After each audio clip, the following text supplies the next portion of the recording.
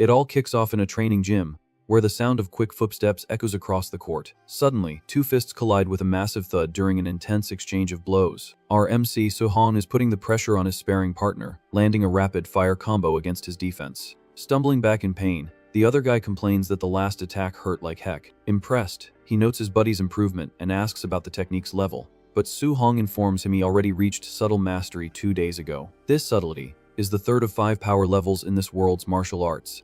Pumped up, his friend gives him a thumbs up, guaranteeing that no one else in their class can hold a candle to the MC in this specific technique. Without missing a beat, the kid drops back into a fighting stance, asking if the break's over so they can get back to it. His partner makes a run for the locker room, calling him a maniac and saying he's going home to grab a bite. On his way out, the guy says goodbye to Teacher Lee, who tells him to get properly dressed before running around like that. The instructor then walks over to Soo-hong and brings up his application for the martial division. He questions why he still hasn't paid the 30,000 yuan fee, since the deadline is next Monday. The young man tries to ask for a few more days, but the teacher expresses regret about his family's financial situation and stresses that rules are rules. A heavy silence fills the room after that final refusal. Isolated in the middle of the giant court, the harsh reality of the kid's circumstances becomes crystal clear. Now alone, he starts shadowboxing again out of frustration, his mind fixated on the 30,000 yuan he desperately needs to come up with. He remembers losing his parents during a wild beast disaster when he was just 3 years old. Since then, he was taken in by his aunt and uncle, who bet everything on his training as soon as they discovered his natural talent for fighting. After all, in an era overrun by terrifying monsters, martial artists are the ones making the big bucks. Despite training to give them a good life, the young man feels an enormous weight on his shoulders, thinking he's only making things harder for his own family. Later, night falls over the humble apartment complex where the kid lives. As he reaches his front door, he overhears his uncle suggesting they delay the rent payment so they can cover their nephew's registration fee first. The man believes so much in Soo-hong's potential that he refuses to be an obstacle in the kid's promising future. His aunt even suggests she stop buying her own medicine to save money, but her husband refuses and promises to pick up an extra job to handle the expense. Listening to all this sacrifice from outside, the MC's heart sinks. He slaps his own face a couple of times to shake off the sadness and fix his posture before walking into the living room. Pretending everything is fine, he greets his family, and his aunt immediately worries about how tired he must be from training so late. They insist he go straight to his room, lovingly fussing over him so he'll have energy for the next day. The night wears on as the pale moonlight illuminates the window of the quiet bedroom. Lying in bed, unable to sleep, he decides his aunt and uncle have already done more than enough, and that he's going to solve this money problem on his own. Racking his brain for a quick way to get tens of thousands of coins, in just a few days, Soo-hong concludes there's only one possible solution. The next day, the morning light reflects off the imposing facade of a downtown building. This place is the underground fight club, where the announcer is hyping up the crowd for a brutal, no-rules challenge where only victory matters for survival. In the center of the ring, the announcer introduces the current star, who's been dominating the arena, a fighter known as the Minotaur. Wearing a red mask with horns, our MC focuses on the 60,000 prize reserved for anyone who can secure 4 straight wins. In the stands, the crowd is totally writing off the masked newcomer, thinking he's walking straight into his own funeral by taking on such a crazy challenge right off the bat. The organizer leans in and tells the kid to hype up the crowd, leaving him completely clueless about how to do that. Annoyed by his lack of experience, she teaches him that he needs to taunt and talk trash to get the better's attention. Getting the message, he puffs out his chest and yells that he's unbeatable against anyone below the official martial artist level. The taunt works instantly, getting the spectators all fired up and dying to see the newbie get his butt handed to him in the ring. Satisfied with the chaos, the announcer finally declares the start of the match as the entire gym calls for our hero's head. Keeping his cool, the kid assesses the bloodlust in the air, confident that his special technique will secure the money for his school registration. Right off the bat, a huge brute leaps towards Soo-hong, promising to teach the arrogant rookie a lesson. Coolly analyzing the charge, the MC spots flaws in his opponent's stance and concludes this will be an easy takedown. The enemy throws a powerful punch, cursing the kid for looking distracted in the middle of a life or death battle. Without breaking a sweat, Soo-hong dodges the enemy's attack at the last second with an incredibly fluid motion. Taking advantage of the wide open guard, he counters with a clean shot right to the big guy's chin. The devastating impact sends the opponent flying backward through the air like a rag doll. The giant crashes to the arena floor out cold, and the announcer quickly declares the masked man's first victory. The audience is absolutely stunned by how easily he scored the knockout, their tone shifting from scorn to pure shock. A new, scar-covered challenger climbs into the ring, claiming the rookie's lucky streak ends with him. Confident, the MC beckons him forward, wanting to use this big lug to test the destructive limits of his special punch. With that, the muscular blonde charges forward, unleashing a fierce attack straight at the kid. The two clash fists with tremendous brutality, creating a shockwave that sweeps across the court. Despite feeling the impressive force of the blow, the enemy thinks his own physical strength is still far superior to the rookie's. However, after easily absorbing the impact, the kid is already setting up a quick counter right to the brute's face. He notices that his opponent's over. The top stance has left his waist completely exposed for a finisher. Without wasting a second, our hero sinks his fist into the enemy's stomach with absurd, concentrated force. The punch is so violent it sends the blonde guy flying to the other side of the arena, leaving everyone speechless at the attack's raw power. Another body hits the floor, and the organizer excitedly screams out our hero's second consecutive victory. The bright marquee outside the club continues to draw attention from the street to the spectacular fight happening inside. In a special viewing area, wealthy men watch the action, remarking that the kid is terrifyingly strong for someone without an official rank. The announcer is already calling the third straight win, leading the suits to plan on using the kid to throw fights in the future. The big boss sends his henchmen to recruit the young fighter, but warns him to hide his true, advanced strength during the fight. Meanwhile, in the center of the arena, our panting hero concludes that his refined technique is just too much for the common fighters in this division. Facing the final stretch, he motivates himself, knowing he just needs one more knockout to get his hands on that 60,000 yuan jackpot. Suddenly, a fighter in a suit and a white fox mask appears, surprising everyone with the interruption. The crowd immediately recognizes that the guy in the suit is almost at a master's level, calling the matchup completely unfair to the kid. Realizing this new challenge is far more dangerous, the MC grits his teeth and swears he absolutely cannot lose. On the other side, his suited opponent maintains a confident posture, assured of his own insane advantage. Showing complete composure, the villain adjusts his suit, making it clear he has full command of his superior skills. The two opponents face off, marking the start of the decisive round for the big cash prize. As soon as the signal is given, they charge at each other in an aggressive clash across the middle of the gym. Knowing he's at a major level disadvantage, the young man decides to pour all his energy into the first blow to try and catch his opponent off guard. The two fists finally collide in a ridiculous explosion, shaking the entire arena with the crushing impact of their final confrontation. Feeling the insane impact of the blow, Su-hong immediately realizes his enemy's strength is not that of a common fighter. He understands right away that the suited man is a real martial artist, and is deliberately suppressing his own power. Across from him, the fox-masked rival takes a deep breath and prepares his lethal technique. Without wasting a moment, the villain lunges forward and lands a devastating series of punches square on the MC. The impact is so violent that the kid spits up blood, completely floored by the brutal strength of this level. In the stands, the crowd instantly recognizes the advanced technique and already considers the rookie a goner. Pressing his attack relentlessly, the suited man mocks the situation, telling the kid to stop defending and actually fight. Our hero focuses entirely on blocking the heavy impacts, knowing that if he keeps this up, he's going to lose badly. Taking advantage of the villain's aggression, he patiently waits for the perfect moment to land a counter-attack. Just then, his opponent throws another powerful punch that stops dead against the MC's tight guard. With the opening created by the close proximity, Su-hong unleashes his own fist with blinding speed. The clean hit lands squarely on the suited man, sending his body flying to the other side of the ring.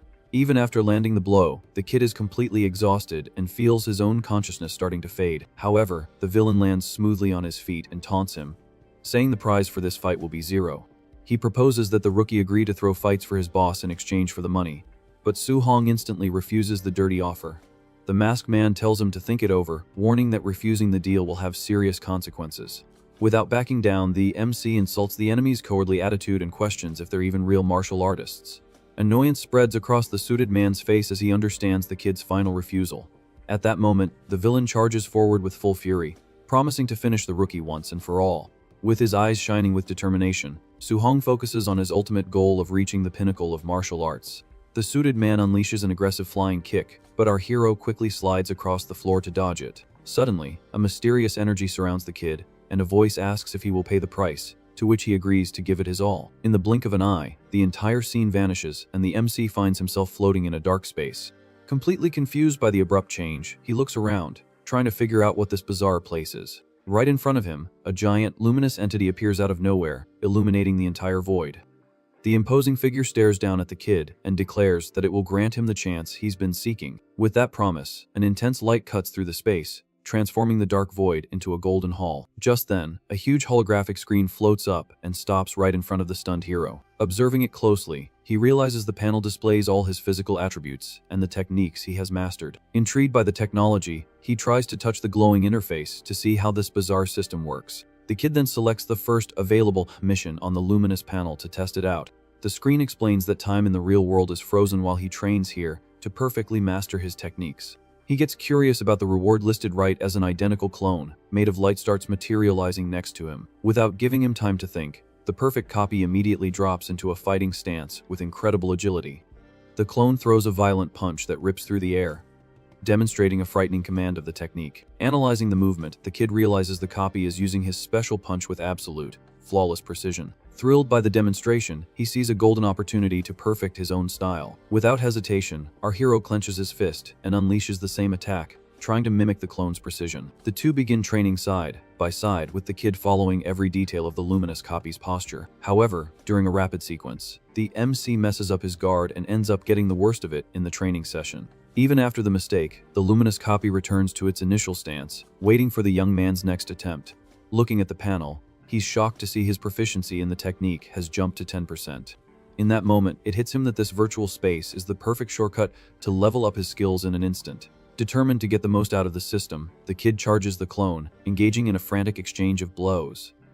The intense training continues, with our hero repeating the attacks to exhaustion as the numbers on the screen keep climbing. The MC's stubborn dedication brings his mastery of his techniques ever closer to the maximum level. Just then, he executes a perfect palm strike, achieving total mastery of the move in a burst of energy. Immediately after, the kid speeds across the Golden Hall and completely masters his movement technique. To top it all off, he hits the clone with a final punch, reaching the maximum level for his primary weapon. With all his skills maxed out, he stops, panting, in the center of the hall, feeling the weight of the extreme training. Satisfied with the results, the kid thanks the copy, and the panel asks if he wishes to return to the real world. In the blink of an eye, time resumes in the arena, and our hero reappears, facing the suited villain. Suspecting nothing, his enemy scoffs at the kid's silence and throws another swift punch at his face. Using the momentum, the suited man unleashes a brutal sequence of electric attacks to crush his rival's defense. However, the MC dodges the blows with absurd ease, finding his enemy's speed to be pathetic. The fox-masked villain starts to break out in a cold sweat, completely shocked that he's just punching air. Using his newfound mastery, our hero sinks a devastating punch straight into his opponent's face, shattering his mask. The force of the impact is so monstrous that the young fighter's true, dominant presence takes over the entire court. The violence of the counter-attack leaves the entire crowd in absolute, disbelieving silence. With the suited man knocked out on the floor, the masked rookie remains standing, declaring his absolute victory in the arena.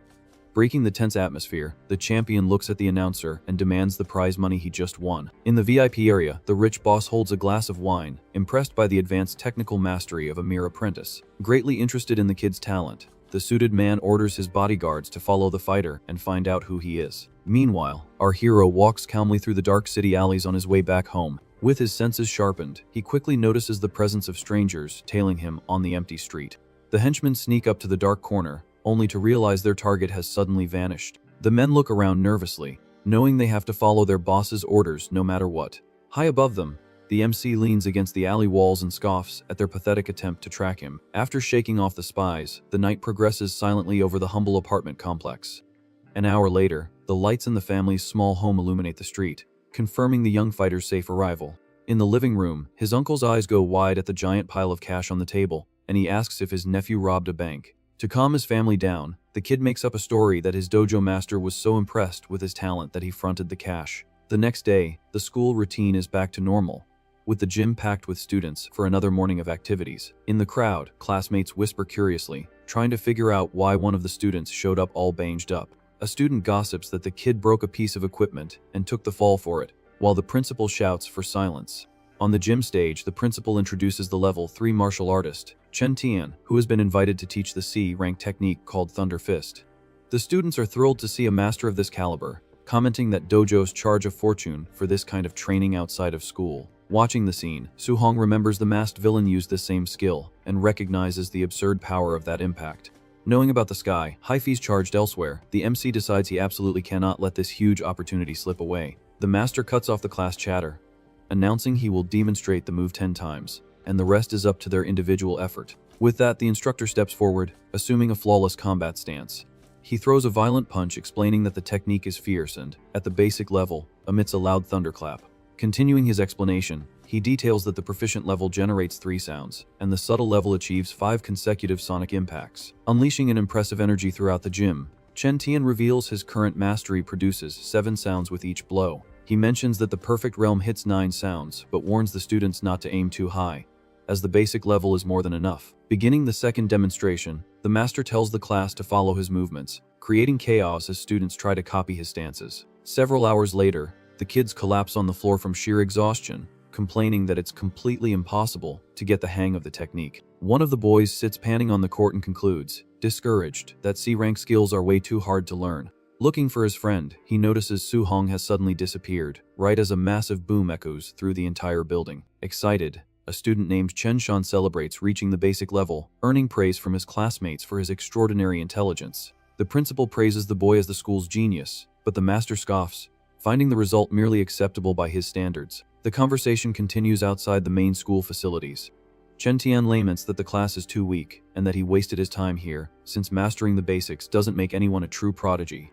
Walking through the courtyard, he reinforces that martial cultivation is cruel, and effort alone can never overcome a lack of natural talent. Suddenly, a rapid sequence of violent booms interrupts the teacher's walk. Nearby, Su Hong is training alone and catches the attention of someone shocked to see a mere student achieving 7 sounds with the technique. Throwing non-stop punches, the MC hits 9 sounds, leaving the master absolutely floored by such mastery in so little practice time. The teachers stand frozen, listening to the booms from the court, while the principal asks if he really heard those 9 absurd impacts correctly. Confident in his discovery, the master claims he has finally understood the missing secret in his own training. He clenches his own fist, concentrating sparks of pure, destructive energy in his hands. Without a second thought, he unleashes the technique with renewed vigor and surprising aggression. Thrilled to have reached 8 sounds, he thanks the student's inspiration for helping him break through his limit after being stuck at the same level for so long. Ignoring all conversation, Chen Tian bolts across the courtyard, desperate to find the identity of the mysterious prodigy. However, when they arrive at the empty training court, they're left confused, searching for the person responsible for that extraordinary feat. Far away, the kid is already running through the streets, exhausted, feeling the immense strain on his body from cultivating such an advanced technique. Checking the notifications on his system, our hero notes that he has maxed out the technique and concludes he needs friendly spars to earn martial points. Following his plan for rapid growth, he arrives at the imposing entrance of the Raging Thunder Dojo in the city center. Inside, the atmosphere is pure chaos, with students exchanging aggressive and noisy blows using training spears and staffs. A classmate approaches, asking the reason for his surprise visit, and the young man calmly replies that he's just here to practice a bit. Just then, an arrogant fighter with purple hair kicks a student in the chest, sending the poor guy flying violently against the wooden floor. The aggressor mocks the defeated, telling them to stop blaming the master's lessons, and just accept they're too weak to learn how to fight. Su Hong asks what's going on, and his classmate explains that the new instructor is strong but teaches begrudgingly and completely despises the poorer students. He also cautiously warns that this guy's disciple, named Lian, is extremely dangerous and ruthless in matches. Noticing the side conversation, the purple-haired fighter taunts our hero, doubting he's skilled enough to handle a real challenge. Without any warning, the jerk lunges forward, throwing a quick punch straight at the newcomer's face.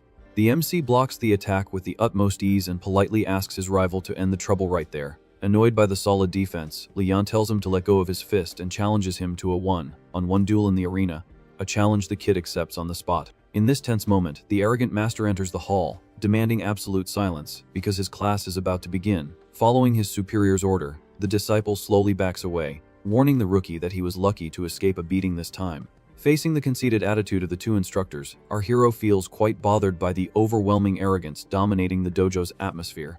The jerk master announces with an air of superiority that this is the last day for the spear technique, and that he will only demonstrate it once. With an incredibly fluid and precise spin, he executes the move, cutting through the air in front of all the very attentive students. Perfectly copying the demonstrated posture, Su Hong tests the weapon and immediately reaches the proficient level of the technique through his system. The tip of the kid's spear destroys the sturdy training target with a clean, swift, and absolutely devastating impact. Shocked by the absurd progress of a mere martial arts rookie, Lian charges, swinging his own spear with hatred. The two weapons clash sharply in mid-air, generating intense sparks of energy in the middle of the crowded training hall. Receiving new points on his glowing panel, our hero celebrates, confirming that friendly spars yield exactly the reward he so desperately needs. Completely outmatched in the exchange, his rival falls to his knees, muttering that it's impossible for someone to master the move so quickly. Desperation takes over the fighter as he feels that all his years of hard, sweaty training were for absolutely nothing. Completely losing his mind, he abandons his broken spear and charges with empty fists, trying to hit the MC any way he can. The kid prepares a clean punch to end the fight for good, but the instructor screams desperately, ordering them to stop the fight immediately. The master rushes to the center of the court, breaking up the ugly fight between the two students before things could get worse. Without a shred of pity, the older man slaps his disciple across the face, harshly scolding him for not knowing how to accept his own defeat. The aggressor turns his head, feeling the sharp sting of the blow and the crushing weight of public humiliation in front of everyone. Analyzing the spear stuck in the wooden floor, the teacher admits impressed that the rookie learned everything just by watching the demonstration once. Quickly changing his tune, the master apologizes for the mess and says that getting beaten by a true genius will do wonders for his apprentice's character. The MC breaks into a cold sweat, noticing the clear phoniness and how quickly that teacher changes his opinion just for convenience. Walking back home through the deserted night streets, he feels his body is quite heavy, but admits that all of today's effort was worth it. Looking at the new rewards floating in his system, the young man is fully satisfied to have learned 2 new techniques at once. The next day in front of the school, he concludes that he urgently needs to get an alloy weapon to match the advantage of the rich kids in the practical exam. Mimicking the firm grip of a spear in his empty hands, he decides to invest in this type of piercing equipment for the test. However, upon checking his bank account on his phone, he realizes the money barely covers his aunt's expensive medicine, making the purchase of the desired weapon impossible. Standing in front of a random shop, the kid racks his brain trying to find a new source of income to fund his training.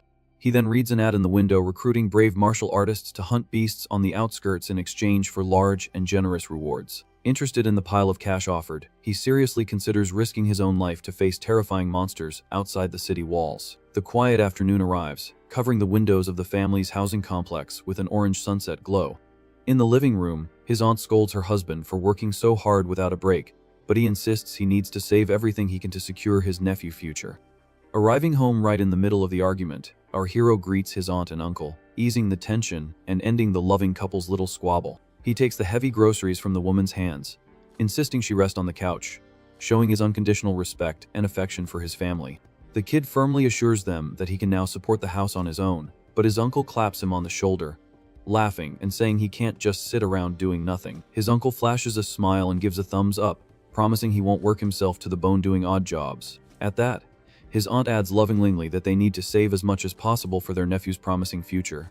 Looking at his phone, Suhong reflects that his family is used to poverty and will never relax without money in the bank. He coldly concludes that he can't pass up this golden opportunity of hunting beasts to make some good money fast. Aware of the immense dangers of the wild areas, the kid decides to spend all his accumulated points on vitality for protection.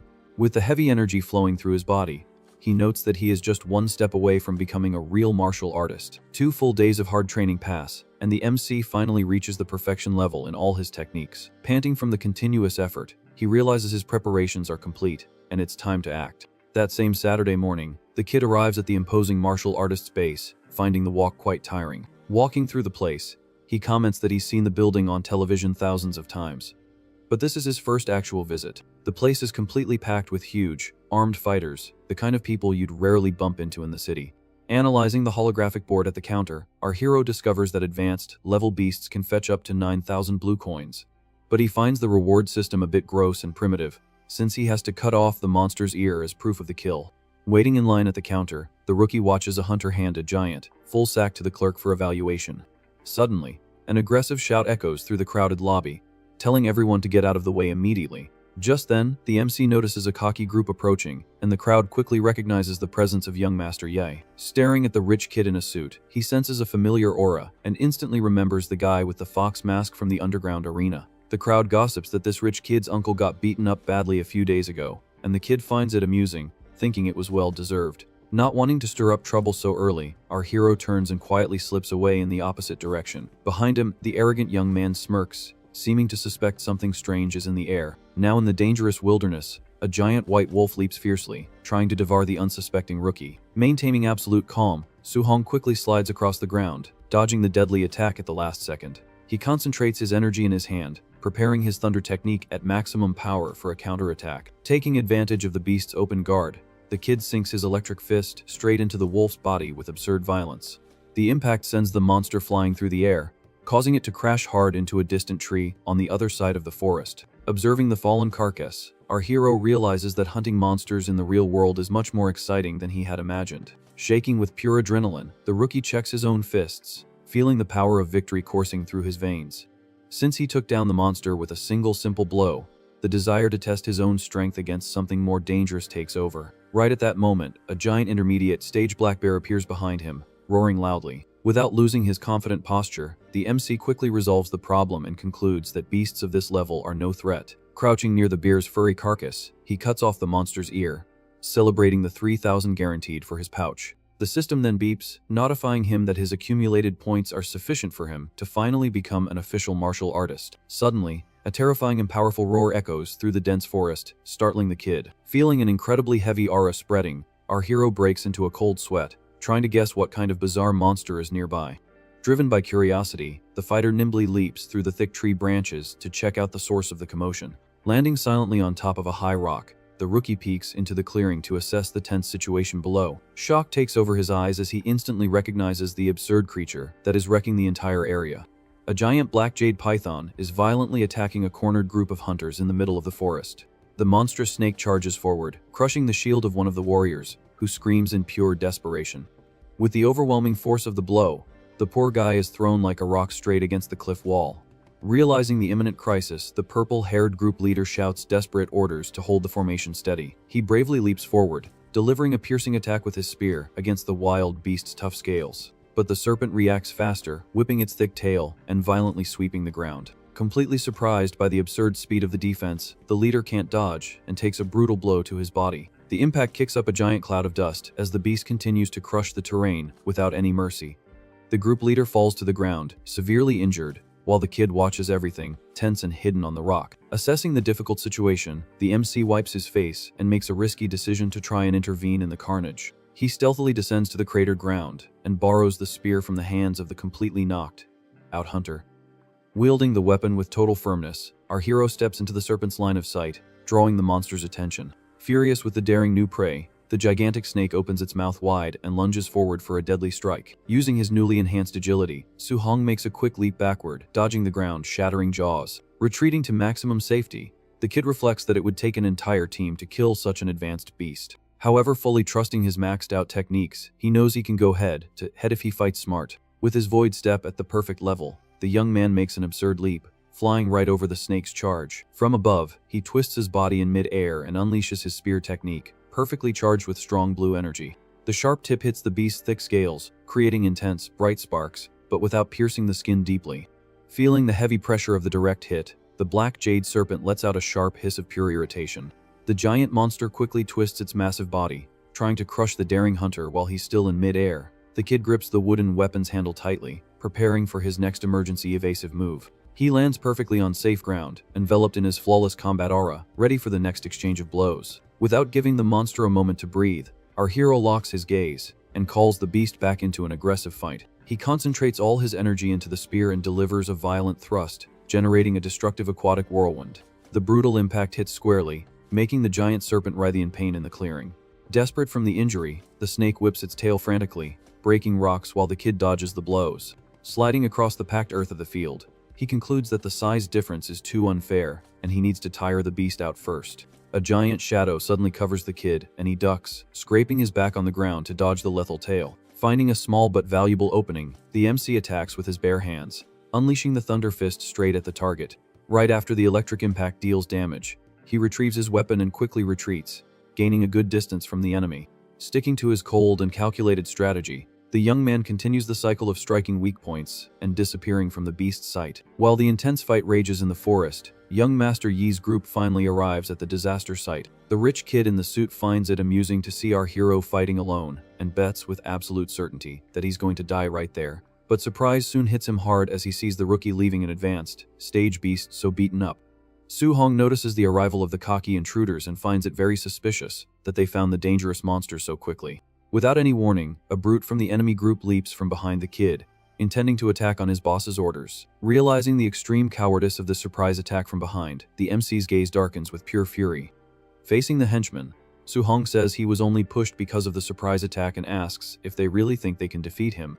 Without wasting time, the kid unleashes a devastating electric punch straight into the cocky opponent's chest.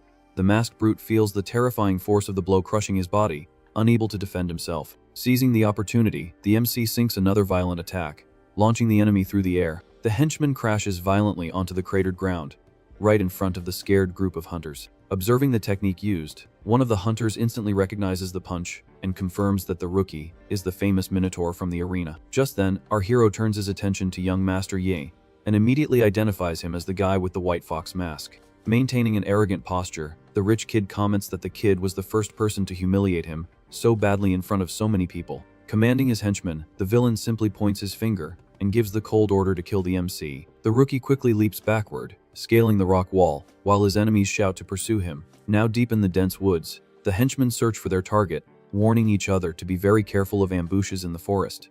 One of the mercenaries scoffs at the caution, finding it ridiculous to be afraid of one guy with so many people on their team. In the blink of an eye, Su Hong appears stealthily, cutting through the wind right behind the distracted enemy. Our hero's eyes gleam intensely in the dark, revealing the fatal flaw in his opponent's defense. Delivering a brutal electric blow, he smashes the hunter into the ground, kicking up a curtain of dust and destruction. The mercenary's body falls, completely knocked out and bloodied, amidst the dense vegetation. Annoyed by the quick loss, young Master Yi curses the situation, not understanding how the kid can be so incredibly fast. The henchmen position themselves in front of their boss to protect him, shocked to recognize the Thunder Fist at an absurd level of perfection. The rich kid tells everyone to shut up, trembling with nervousness, finding it utterly impossible for anyone to master these techniques to the max. Watching everything from a branch above, our hero reflects that he would have crushed them all in a direct fight if he weren't exhausted from the giant snake. With no energy to fight the entire team at once, he decides to leap through the trees to hunt his enemies one by one in quick ambushes. Moving like a bolt of lightning, the young man strikes another mercenary in the back with his spear before he can even react. Immediately after, he directs a powerful kick to the face of another hunter who was right beside him. The blow lands squarely, sending the brute flying violently backward into the bushes with a destructive electric impact. Continuing the deadly sequence, the kid slices another opponent, who collapses, bleeding heavily, on the ground. Desperate from the swift massacre, the henchmen tell their boss to get out of there, but the villain thinks it's a sick joke. Staring at the rookie destroying his team, the suited man swears to himself that he must end the kid's life today, no matter the cost. Seeing the MC approaching furiously, another lackey steps in front, brandishing his knife to try and delay the mortal attack. However, the kid ignores the pathetic defense and slams his fist into the ground, creating a huge crater and shattering everything around. Shocked by the destruction, the rich kid wonders how it's possible for his opponent to have gotten so strong in just a few days. Ignoring the fallen henchman, the MC charges straight toward the enemy leader with absurd speed. Cornered and cursing his luck, the suited man gets into a fighting stance, knowing there's nowhere left to run. With his spear ready to pierce, Su Hong announces that it's finally the rich kid's turn to pay for his actions. Blocking the attack with his bare hands glowing with blue energy, the villain tells the kid not to assume victory is already his. Just then, the young master fires several cutting blasts of pure energy directly from his fingers to try and push our hero back. In a quick and fluid motion, the rookie spins the spear shaft, creating a shield to defend against the deadly shots. One of the blasts misses its target and hits a giant tree, splitting the trunk in half with a violent explosion of splinters. Pressing his opponent, the suited man fires non-stop, destroying the surrounding scenery with destructive blue lights. Dodging with difficulty, the kid admits that the level of his enemy's advanced technique must be at least Class B. Far away, the surviving members of the group watch the chaos, finding the rookie very bizarre, and trying to see if their boss has finished him off yet. Emerging from the smoke, our hero advances toward the henchman with the giant sword, while the villain chases after him, swearing he won't forgive him. Suddenly, the giant snake awakens furiously right behind the swordsman mercenary, leaving the entire group completely paralyzed with terror. The monster lunges forward, swallowing the swordsman in the blink of an eye, earning our hero dozens of martial points for this indirect kill. Another hunter is devoured in the process, screaming, and the MC thinks it's great to gain experience so easily by using the beast against them. Taking advantage of the absolute chaos created by the wild monster, the young fighter picks up the pace to disappear into the dense woods for good. Leaping away from the danger, he concludes that the points accumulated from recent fights are already enough for him to become an official martial artist. Landing firmly on a thick tree branch, he tells himself he needs to find a very safe place to focus on leveling up. Looking at the rock wall ahead, the fighter spots a dark cave and decides that hole will serve perfectly as a hiding spot. Without wasting time, our hero dives into the rock crevice as the giant snake pursues him, tearing up the earth. The wild beast slams its head with brute force against the narrow entrance, shattering the rocks in a violent explosion of dust. Safe in the deep, dark part of the hideout, the kid breathes a sigh of relief upon seeing the monster completely stuck in the tight rocks of the entrance. Furious, the serpent bares its sharp fangs, forcing its massive body through the hole in a futile attempt to reach its prey. Ignoring the deafening roars outside, the MC opens his glowing interface to begin the system's evolution process.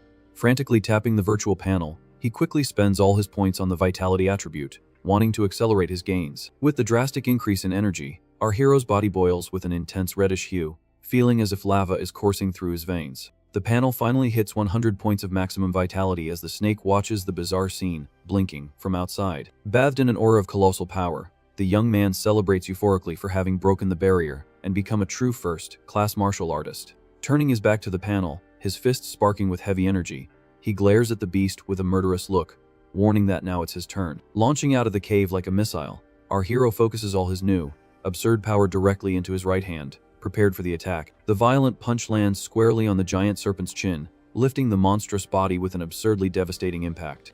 The blow is so powerful it generates an explosion of yellow light, sending the heavy creature flying upward with a desperate roar. Without giving the monster room to breathe, the MC charges across the field, invoking his special punch technique fully charged. He makes a gigantic leap, intercepting the snake in mid-air before it can plummet and recover from being stunned. Unleashing a heavy wave of dark, reddish energy, the kid sinks the attack into the beast's back with all his destructive will. Despite the clean hit, the extreme effort of the move makes our hero grunt and spit up a bit of blood from the absurd strain on his muscles. Pushing his body to the limit, he grips his spear with extreme firmness, preparing the final blow to finish the job. The fighter dives from the sky, delivering a crushing slash that sends the jade serpent back to the earth once and for all. The impact creates a gigantic crater, sinking the wild monster into the ground in an explosion of earth and blue sparks. Landing right after, the young man channels intense electricity through both hands, preparing a thunder technique to crush his wounded prey. The sequence of brutal lightning bolts shatters the snake's thick scales as it bellows in pure agony, feeling its final moments of life. The golden flash illuminates the entire section of the forest, wiping out any chance of survival the giant creature might have had. Standing beside the crushed carcass, the victor reflects with satisfaction that he can now go head-to-head with high-level beasts without backing down.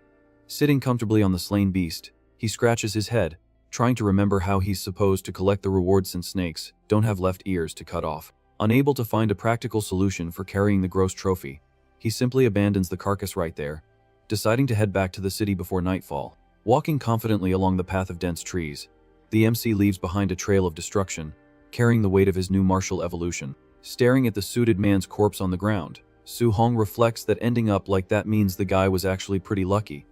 He immediately starts searching the dead man's clothes, hoping to find the advanced technique that was used in the fight earlier. The search pays off, and the kid holds up a mysterious book called The Void-Piercing Finger. The scene shows the silent cave with the gigantic carcass of the defeated serpent lying in the dark water. Outside the hole, the warm glow of a campfire illuminates the cold rocks. Sitting by the fire, the MC announces that he has already memorized the basics of the new skill and will now use the system to master it quickly. He accesses his virtual space and immediately summons the light copy to begin the intense training. The luminous clone assumes the correct posture and unleashes the technique, releasing a powerful blue energy. Following each flawless movement, the kid sees the numbers on the panel rise rapidly, reaching almost 100% mastery. With his eyes gleaming with pure focus, our hero perfectly understands the flow of power and achieves basic mastery of the blow. Coughing a little from the absurd effort, he feels firsthand the heavy strain of training a B-level technique and decides to hunt a monster to test it. 3 full days pass in the forest until a giant, terrifying bear roars fiercely, challenging him to combat. Without hesitation, the young man unleashes the void-piercing finger, tearing through the wild beast with a destructive blue blast. Attracted by the commotion, a man in a suit approaches, finding it impressive that a kid could take down a high-level beast alone. The woman beside him concludes that the kid is at a basic level and accuses him of looting Master Yi's items, demanding an immediate search. The suited henchmen advance, closing in and warning the kid not to resist, or things will get ugly. Sensing the threat, the young man draws his spear with impressive agility amidst the smoke. The speed of the movement startles the mercenaries as the sharp tip locks right onto one of their necks. Maintaining absolute calm, Su-hong reveals he is a student of the city's #1 school and asks if they have the guts to proceed. The suited man breaks into a cold sweat, remembering that this school's principal is super protective of his students, and picking a fight with him is always a terrible idea. He understands that if the kid killed all those beasts, he's a dangerous genius, and offending someone like that isn't worth the risk. Masking the tension, the leader explains that his nephew was attacked and a secret family technique was stolen. He tries to resolve it diplomatically, offering 10,000 coins in compensation just to be able to search the young man's backpack. Showing he's no fool, the kid holds up 3 fingers, demanding 30,000, knowing they can't accuse him without proof of the theft. With no other choice, the men meticulously search his backpack in the middle of the dirt path. The lackey confirms he found absolutely nothing, making his boss agree to the deal and release the 30,000 coin payment. As he walks away, the MC sighs in relief for having covered his tracks in time to avoid a huge problem. While the boss orders his team to continue searching everyone, the kid plans to take a shower and head straight to the Martial Artists Association.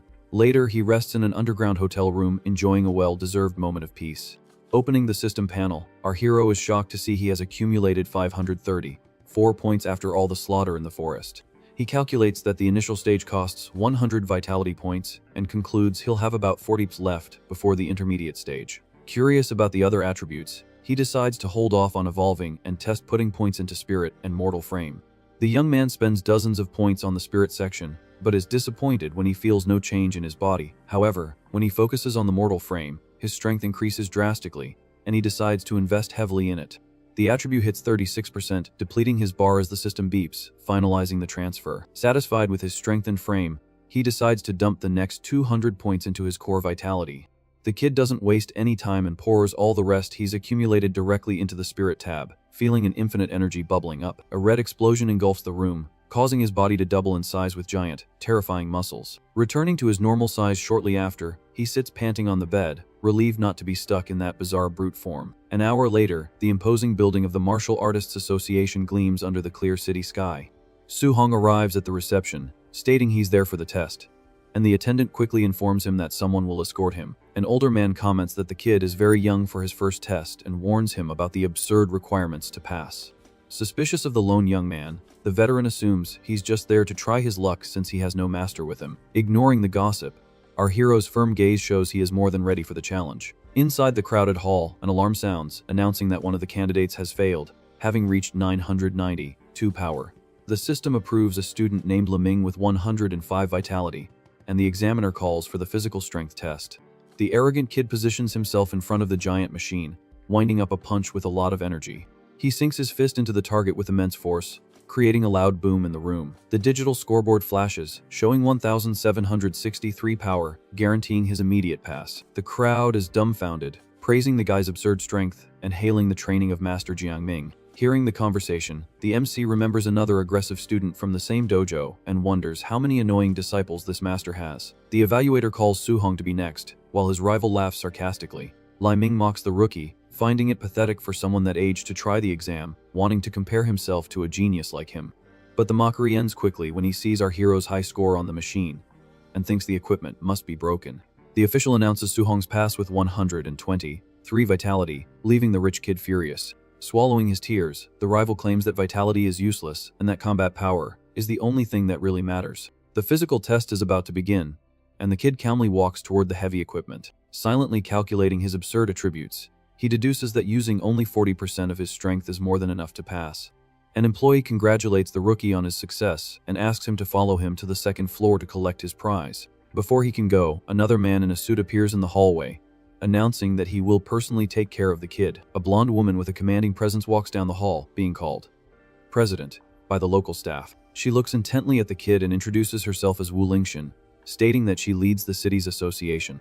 The MC follows her, completely surprised to see that a level 5 martial artist is so different from what he had imagined. Now in the fancy meeting room, the woman bluntly states that the school principal tried to hide the young man's talent with sad stories. Sitting comfortably on the sofa, she finds it impossible that such a weak school could have produced such a raw genius without any prior warning. Confused by the special treatment, the young man asks why he was called there, since he only wanted his allowance and the promise technique. The blonde tells him to relax while having a drink, assuring him that the staff is already handling all the boring paperwork.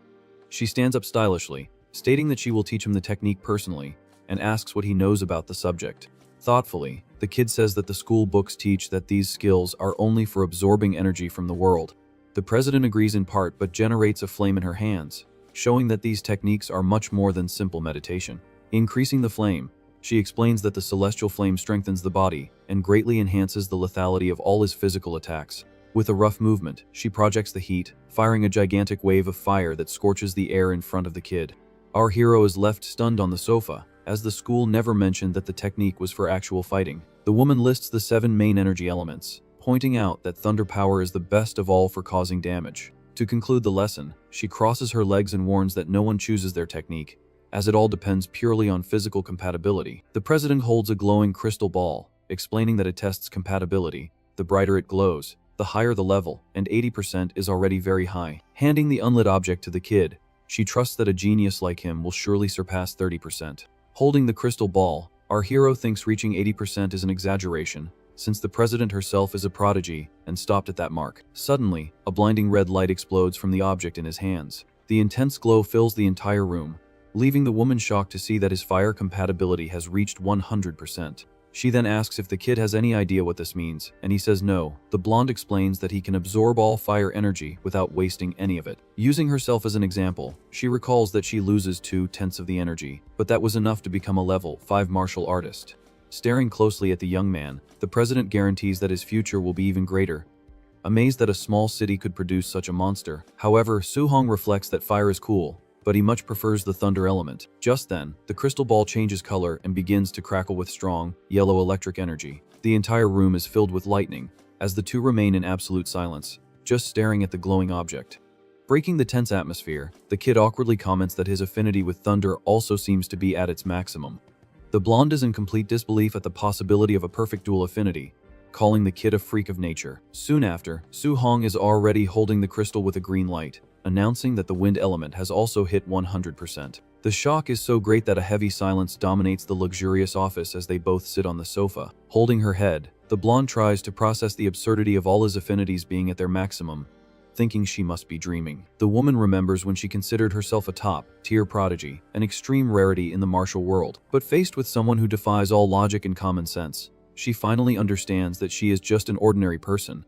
She concludes that to defeat beings who break the world's rules, only warriors who are also beyond common sense have any chance of victory. Watching the kid relaxed on the sofa, the president reflects that he is one of those anomalies, incomprehensible to normal people. Meanwhile, the young man thinks it's a huge waste to focus only on thunder and leave the other 6 perfect elements aside. With this in mind, he asks for a copy of the techniques for all 7 attributes, leaving the woman completely silent. Annoyed, she scolds him, saying that human energy has its limits, and trying to train everything at once results in total failure. Our hero insists he wants to test them all before choosing his focus, making the blonde give in, but with a warning not to waste his talent. Changing the subject, Soo-hong asks the reason for her sudden interest in him, mentioning that the school's monthly exam is coming up. The blonde explains that the war against the beasts is getting worse, so the nations are opening a genius training camp, and she wants to recommend him for a spot. Later, the kid stares at his system screen, curious to know how he will manage to evolve these new guidance techniques. Trying to improve the skill, the panel beeps, indicating a lack of martial points, making the young man decide to focus on gathering more resources later. Back in his room, he sits on the floor meditating, surrounded by the glowing manuals, beginning his new advanced training. Several hours later, the energy of the 7 elements flows through the kid's body, but the different attributes begin to repel each other violently. Sweating in pain, our hero finally understands why genius has spent decades stuck at level 1 when trying to cultivate everything at once. Now on the rooftop at night, he holds flames in his hand and realizes that spiritual energies only allow the use of one element at a time. Trying to force the use of a second attribute simultaneously, his body begins to reject the unstable mixture. The repulsive force causes a bright explosion, making the 2 powers clash aggressively and disappear into the air. Keeping his cool, he generates thunder and fire in his hands, concluding that similar natures might be able to be fused. With a quick movement, the young man claps his hands together, trying to force the pure union of the 2 volatile elements at once. A series of explosions illuminates the building's rooftop, but he doesn't give up and vows to keep trying until he succeeds. The entire night passes, and the morning sun finally rises over the city's apartment complex. Completely exhausted and panting, he observes a small, stabilized spark in his hands and focuses on keeping the unified form together. Pushing his own limits, the MC shouts furiously, demanding that the colossal energy fuse once and for all. A violent boom echoes as the flames and lightning finally intertwine into a single mass of pure, destructive power. Observing the sphere of electric fire in his palm, he celebrates his success after a whole night of repeated failures. Thrilled with his new lethal weapon, the kid clenches his fist and decides to hit the streets to test the true damage of this fusion. The scene quickly shifts to the Grand Martial Arts Plaza of Star City, bathed in the tranquil morning light. The MC approaches a level 3 test robot, confident that this advanced machine won't break so easily from the impacts. He unleashes an explosive punch on the equipment, remembering that he used half his strength before, so now he'll test with only 30%. The scoreboard shows over 2,300 points, surprising our hero, who expected a much lower result. Assessing the damage, he conjures only the thunder energy to compare the absurd power difference in his hand. Next, he generates the aggressive fusion of the two elements again to confirm the raw increase in strength. Without breaking his rhythm, the kid sinks another devastating attack covered in lightning and flames straight into the metal target. The machine soon beeps, breaking the 3,000 point mark, leaving the young man quite impressed with the numbers. He concludes that by using just a fraction of his strength with the fusion, he already surpasses an advanced level artist, despite his low vitality. His imagination runs wild, thinking about the apocalyptic power he could achieve if he managed to combine all 7 elements into a single blow. Excited by the idea, our hero extinguishes the flame in his hand and decides to rush back home to try fusing the third attribute. Back on the isolated rooftop, the young man sits on the ground to restart the intense and tiring meditation. Sweating profusely and shirtless, he laments that the difficulty has multiplied absurdly, and he hasn't made any progress with the new mixture. Looking at the glowing panel, Su-hong reflects that leveling up the techniques might facilitate the process, planning to gather a lot of points in tomorrow's exam. The next day, the school court is completely packed at dawn, with all the students lined up on the lawn for the big event. On the stage, the principal announces that due to the war's tension, the exam will be different to select the best for a special genius camp. In the crowd, students gossip excitedly about the massive resources, pills, and high-level instructors the camp will offer. The cocky purple-haired student shouts excitedly that he wants a spot, while the others compare the instructor's level to the principal's.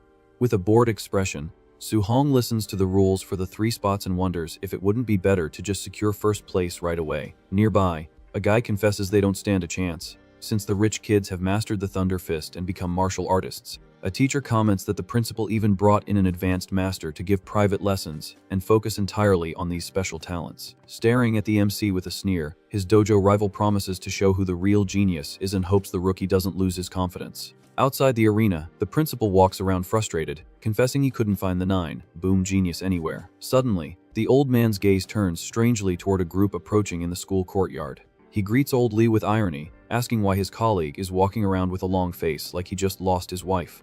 The visitor criticizes the quality of the local students and announces that he has brought his own disciples to humiliate the tournament's champion.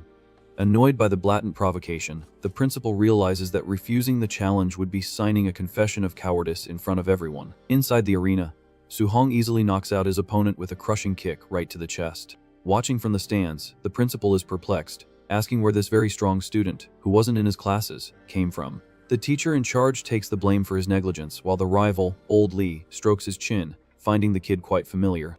Quickly changing the mood, the principal cheerfully announces that the semifinal between the other favorite students is about to conclude in the main ring. The semifinal fight rages on with both competitors trading swift blows. The audience watches the exchange, commenting that it's impossible to predict who will come out on top. Just then, Chen Shan channels icy energy and warns his opponent that he doesn't stand a chance unless he also uses his strongest attack. Without backing down, the other fighter charges forward, cutting through the air and throwing a punch to meet his enemy's attack head on. Chen Shan praises his rival's training but guarantees he's still the number 1 in school as he advances with a flaming fist. The stands are shocked to see the kid's attribute projection. They comment that the fire element is second only to the thunder element in power, but his rival scoffs at the situation, asking who doesn't know how to do that, right before unleashing his own intense energy. The students immediately recognize Li Tu's power and realize his metal element is much stronger than fire in direct combat. Taking advantage of the elemental superiority, the outsider completely shatters his opponent's flaming defense with a crushing attack. Following up the combo, Li Tu prepares the Thunder Fist technique to finish the job with 5 consecutive booms. The electric impact hits Chen Shan squarely, sending the poor guy flying violently against the arena floor. Watching it all, the principal laments that the newcomer hit his true strength. He's impressed that the boy mastered so much in just 10 days. Old Lee taunts him, saying Su-hong has no chance in the final against his disciple, unless he also knows a guidance technique. Annoyed by the arrogance, another teacher bets 50,000 on the MC's victory. Old Lee accepts the easy money on the spot. Soon, the announcer calls the grand final showdown in the center of the ring. The masters shout from the stands, telling their students to win at all costs. Facing our hero, Li Tu claims he was very lucky they didn't cross paths sooner, already assuming his offensive stance, crackling with lightning. Totally relaxed, Su-hong comments that the regular students are too weak, and someone worthy of training with has finally appeared. The outsider is furious with the taunt and tells our hero to be content with second place. But the kid sarcastically asks who would be in first. Losing his patience completely, Lee-2 dashes toward his opponent, shouting with absolute certainty that he will be the champion. He charges his electric technique to the max, warning that he only needs a single blow to show the absurd power difference between them.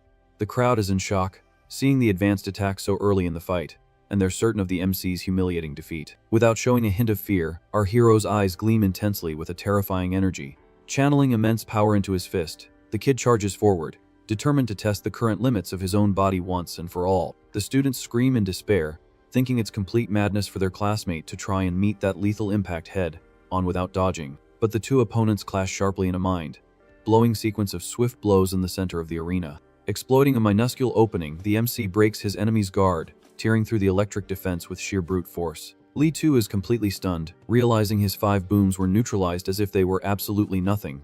With a devastating explosion, Su-hong sends his arrogant rival flying through the air like a rag doll in a storm of energy. Falling helplessly, the outsider feels his body is wrecked and acknowledges that the kid's attacks are as heavy as a monster's. The entire gym agrees that the rookie's power is bizarre for being able to nullify such an advanced technique using only physical strength. The principal lets out a loud laugh from the stands, extremely satisfied to confirm that his school has produced a genius with a special physical constitution. Breaking into a cold sweat, Old Lee tries to maintain his composure, arguing that brute force isn't enough, since his disciple has mastered an element and still holds the advantage. Down in the ring, Lee-2 slides across the court floor, trying to regain his balance after taking that absurd blow. Covered in intense lightning, the outsider shouts for our hero to get off his high horse, promising he'll still walk away with the victory. Consumed by hatred, he dashes forward, tearing through the air in an aggressive attack, and challenges the MC to try and stop him. Facing the danger with a bored expression, the kid regrets that his rival resorted to his trump card so quickly when he just wanted to test a purely physical exchange. Deciding not to hold back anymore, our hero clenches his fist, summoning a golden storm of pure electric energy around him. Later, the sunset illuminates the apartment complex as the young man arrives home, announcing to his aunt and uncle that he's finally back. His uncle greets his nephew excitedly and immediately asks about the exam results. With a wide grin, he announces he took first place. His aunt can hardly believe the incredible achievement. Her husband celebrates, understanding that this victory secures the long-awaited spot in the special camp. However, in the midst of the family's cheerful celebration, loud knocks on the door interrupt their dinner, catching the kid's attention. When he opens the door, he comes face to face with a very well-dressed woman standing in the hallway, looking for the owner of the house. Confused by the unexpected visit from this rich lady, the MC bluntly asks who she is. The snob explains that her son placed 4th in school, and she has come personally to ask our hero to give up his spot in the camp. With the utmost arrogance, she immediately offers 30,000 coins, trying to buy his ranking. Staring at the dirty bribe right at their doorstep, the mood soars, and the kid's entire family glares at the woman's audacity. Annoyed by their silent refusal, the snob tries to intimidate them, saying people die at the camp, and that giving up is for his own good. After spitting her venomous truths, the woman turns her back and walks away down the building's hallway, thinking she's in the right. Inside, his aunt hugs her nephew's arm and asks, terrified, if that place is really so dangerous. His uncle tries to calm his wife down, asking her to take a deep breath and not fall for the arrogant rich lady's nonsense. Looking at the kid with complete seriousness, the older man asks if he can guarantee his own survival in this challenge. Without a moment's hesitation, the MC returns a look full of confidence, vowing he will come back alive. The uncle gently scolds his wife for doubting the boy and affirms that his nephew is old enough to make his own decisions. Overwhelmed with worry about the danger, the woman can't handle the pressure of the moment and flees into the bedroom in tears. Meanwhile, outside, the snob walks away, muttering indignantly and wishing for the kid to be eliminated from the training quickly. Back in the simple living room, Su-hong apologizes for not telling them about the dangers sooner, but his uncle assures him it's okay. Being very understanding, the veteran admits he's a simple man and guarantees his full support, since the young man knows what's best for his future. Just then, his aunt returns, smacking her husband for talking nonsense, and tearfully begs her nephew to just focus on coming back safely. Feeling the weight of that pure and genuine love, the kid gives a calm smile and agrees with the woman's caring concern. Later, on the edge of the rooftop, our hero watches the night fall and vows that he must become stronger and stronger to protect his precious family. Analyzing the glowing system screen, he realizes he's accumulated almost 300 martial points, but knows it's still not nearly enough. Su-hong reflects that he has no idea what techniques the geniuses at the camp have mastered, so he decides to spend his points on upgrading his physical frame first. Soon, the kid's body begins to expand violently, creating absurd muscles that tear through the air with brutal red energy. Taking a deep breath as he returns to normal, he watches his mark reach almost 65% and wonders what comes after the limit. Suddenly, the panel notifies him that his guidance techniques have leveled up to 2 on their own, leaving him completely confused as to how it happened. Analyzing the strange situation, our hero concludes that since he's only trained the basics for the past few days, the power must evolve passively with natural cultivation. Thrilled with the useful discovery, he decides to pick up the pace and summons flames and lightning to his hands, wanting to force another level up. The night slowly advances over the silent metropolis until the first rays of sun begin to illuminate the tallest buildings. Completely focused on his intense meditation, the young fighter reaches level 3, mastering the elements with a destructive aura around him. Checking the final results on the screen, he celebrates that in addition to his skills level, his vitality has also increased, yielding a great harvest. That same sunny morning, the travel preparations begin early outside the humble apartment complex. With his backpack on, the kid hears his uncle telling him to bring back first place as he says goodbye to his family, heading off to the challenge. The couple watches their nephew walk down the quiet street, carrying the weight of all their expectations and dreams in one place. The man tries to hide his sadness at the farewell, but his aunt cries, confessing she just didn't want to worry the boy needlessly. Carrying his long bag with the spear, Su-hong walks through the bustling streets of the commercial center with the posture of a true warrior. Keeping his eyes focused on his great objective, the MC moves forward, knowing that the genius camp will be the ultimate test of his life. Walking with determination through the streets, Su-hong carries his spear as he heads to the training camp's meeting point. Suddenly, a red sports car screeches to a halt right in front of the MC, cutting him off. Rolling down the window, President Wu Lingshan appears in dark sunglasses and casually tells the kid to get in the car. They soon hit the open road, leaving the big city behind at high speed, heading for the great challenge. Their destination is the imposing Tianlin mountain range, a gigantic chain of mountains stretching across the horizon. In the back seat, a boy panics as he remembers that the mountain range is home to entire herds of brutal monsters. A classmate tries to calm him down, assuring him of the location's safety, but then recalls that deep within live beasts on par with a grandmaster. The scene then shows the region's cruel wildlife, indicating that the competition among the monsters there is extremely savage. The aggressiveness of these creatures is so absurd that not even a level 2 martial artist would dare to easily set foot in this territory. The van moves along a narrow dirt road, delving deeper and deeper into the dense and dark part of the forest. Hidden in the darkness among the trees, several glowing red eyes watch the vehicle pass with pure murderous intent. Feeling the heavy atmosphere, one of the students comments that he's being watched and asks in terror if they're about to be ambushed right there. Instead of feeling fear, Su-hong concludes that the competition among the geniuses will be as fierce as that of the monsters, and he finds it all exciting. A short time later, the group finally arrives at the immense, fenced-in military camp, already packed with competitors from various cities. Getting out of the vehicle, our hero observes the crowd of talented young people, wondering what their true strength levels might be. The training area is filled with prodigies, all exuding great confidence and carrying heavy weapons for the tournament. Faced with so many tough-looking people, the MC's classmates swallow hard, feeling the crushing pressure of the brutal competition.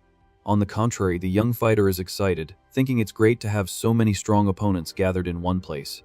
Without wasting any time, he adjusts the spear on his shoulder and calls for the group to join the crowd in the center of the evaluation courtyard. His classmates agree somewhat hesitantly and follow our hero's firm steps into the main concentration area. A little further ahead, a supervisor in a suit announces that they are just waiting for everyone to arrive to begin the admission exam. This delay annoys some of the rookies, who complain that the rich kids from big families always think they can make others wait for no reason. Suddenly, the loud roar of engines rips through the camp as a convoy of luxury cars arrives, drawing everyone's attention. The expensive vehicles park amidst the dust, and the tournament's biggest stars begin to disembark with great flair. 3 young people steal the show, displaying their overwhelming powers of telekinesis, ice and fire, leaving the entire crowd in awe. With an air of absolute superiority, the trio walks through the courtyard, causing the crowd to naturally part ways out of sheer respect. The MC watches the rich kids pass with great attention, recognizing the obvious favoritism for that elite team. Analyzing the trio, our hero remembers the president's warnings and becomes curious to test firsthand just how strong these prodigies really are. With the arrival of the big stars, the supervisor finally steps onto the platform to announce the general rules of the entrance test. He explains in a firm voice that the real camp is located 30 kilometers away, deep inside the forest. The man holds up a wooden plaque, revealing that the entrance pass has been hidden inside the stomachs of the region's beasts. The news hits the weaker students like a ton of bricks, terrified by the huge risk of dying while hunting high-level monsters to advance. Maintaining his composure, Su-hong does the math and realizes he'll have plenty of time to slay beasts and accumulate a ton of martial points. A desperate boy asks what happens if they run into an absurdly strong beast, receiving the cold reply that no one will save them. The courtyard erupts into total chaos, with the young people shouting indignantly that the rule is unfair and based purely on luck. Having no patience for the whining, the suited man's face darkens, and he shouts that the real world is no child's play. He throws it in the cowards' faces that the law of survival demands caution, reminding them that the strong always devour the weak on the battlefield. With great contempt, the examiner points to the gate, telling anyone afraid of dying to quit right now. A young man feels offended and threatens to fight, but the supervisor challenges the insolent brat, promising to cripple him if he takes another step. Resuming the reading of the rules, the man announces that conflicts are forbidden at the base, but inside the mountain, there will be no intervention. Knowing the forest is a lawless land, the more aggressive hunters soon exchange malicious glances, planning to rob the weaker candidates. Su-hong notices the malice in the air and perfectly understands that the evaluation system was designed to encourage fights and eliminate half the participants. Excited by the opportunity to beat up on some troublemakers, our hero is confident in the absurd amount of martial points he can rake in by taking them on. The supervisor presses the stopwatch with great force and declares the immediate start of the test, telling everyone to get out of his sight.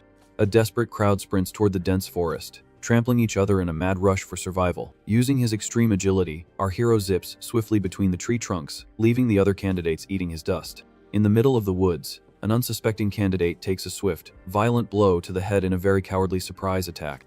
Su-hong holds the wooden club over two knocked out rich kids, paying them back with interest for underestimating regular students.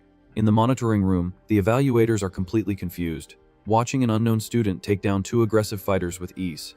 The head of security just crosses his arms and orders the test to continue as normal since the defeated rookies didn't call for help. Lying on the dirty forest floor, one of the suited kids cries out in agony, clutching his injured head from the brutal wooden blow. Still disoriented, the young man gets a terrible fright as a piece of wood flies aggressively, grazing his face. While the rich kid swears heavy revenge for the humiliation, the MC is already focused on sinking a brutal electric punch into a monster. The suited kid gets up, brushing himself off, and tries to justify the embarrassing defeat by claiming he only lost because he severely underestimated the boy. His shaken teammate approaches, and the two exchange a long look filled with anger and resentment over the lightning, fast beating. Setting aside his pride, the partner admits their huge mistake and confesses that the mysterious rookie is indeed much stronger than he seemed. Determined not to let it slide, the suited kid supports his friend, promising to use that same piece of wood to get back at the cheeky brat. But reaching their target now would be impossible, as our hero accelerates his pace, running like a blur through the green paths. Suddenly, a loud noise breaks the natural silence of the dense woods, immediately drawing the curious kid's attention. He skids to a halt as he comes face to face with another massive herd of wild boars.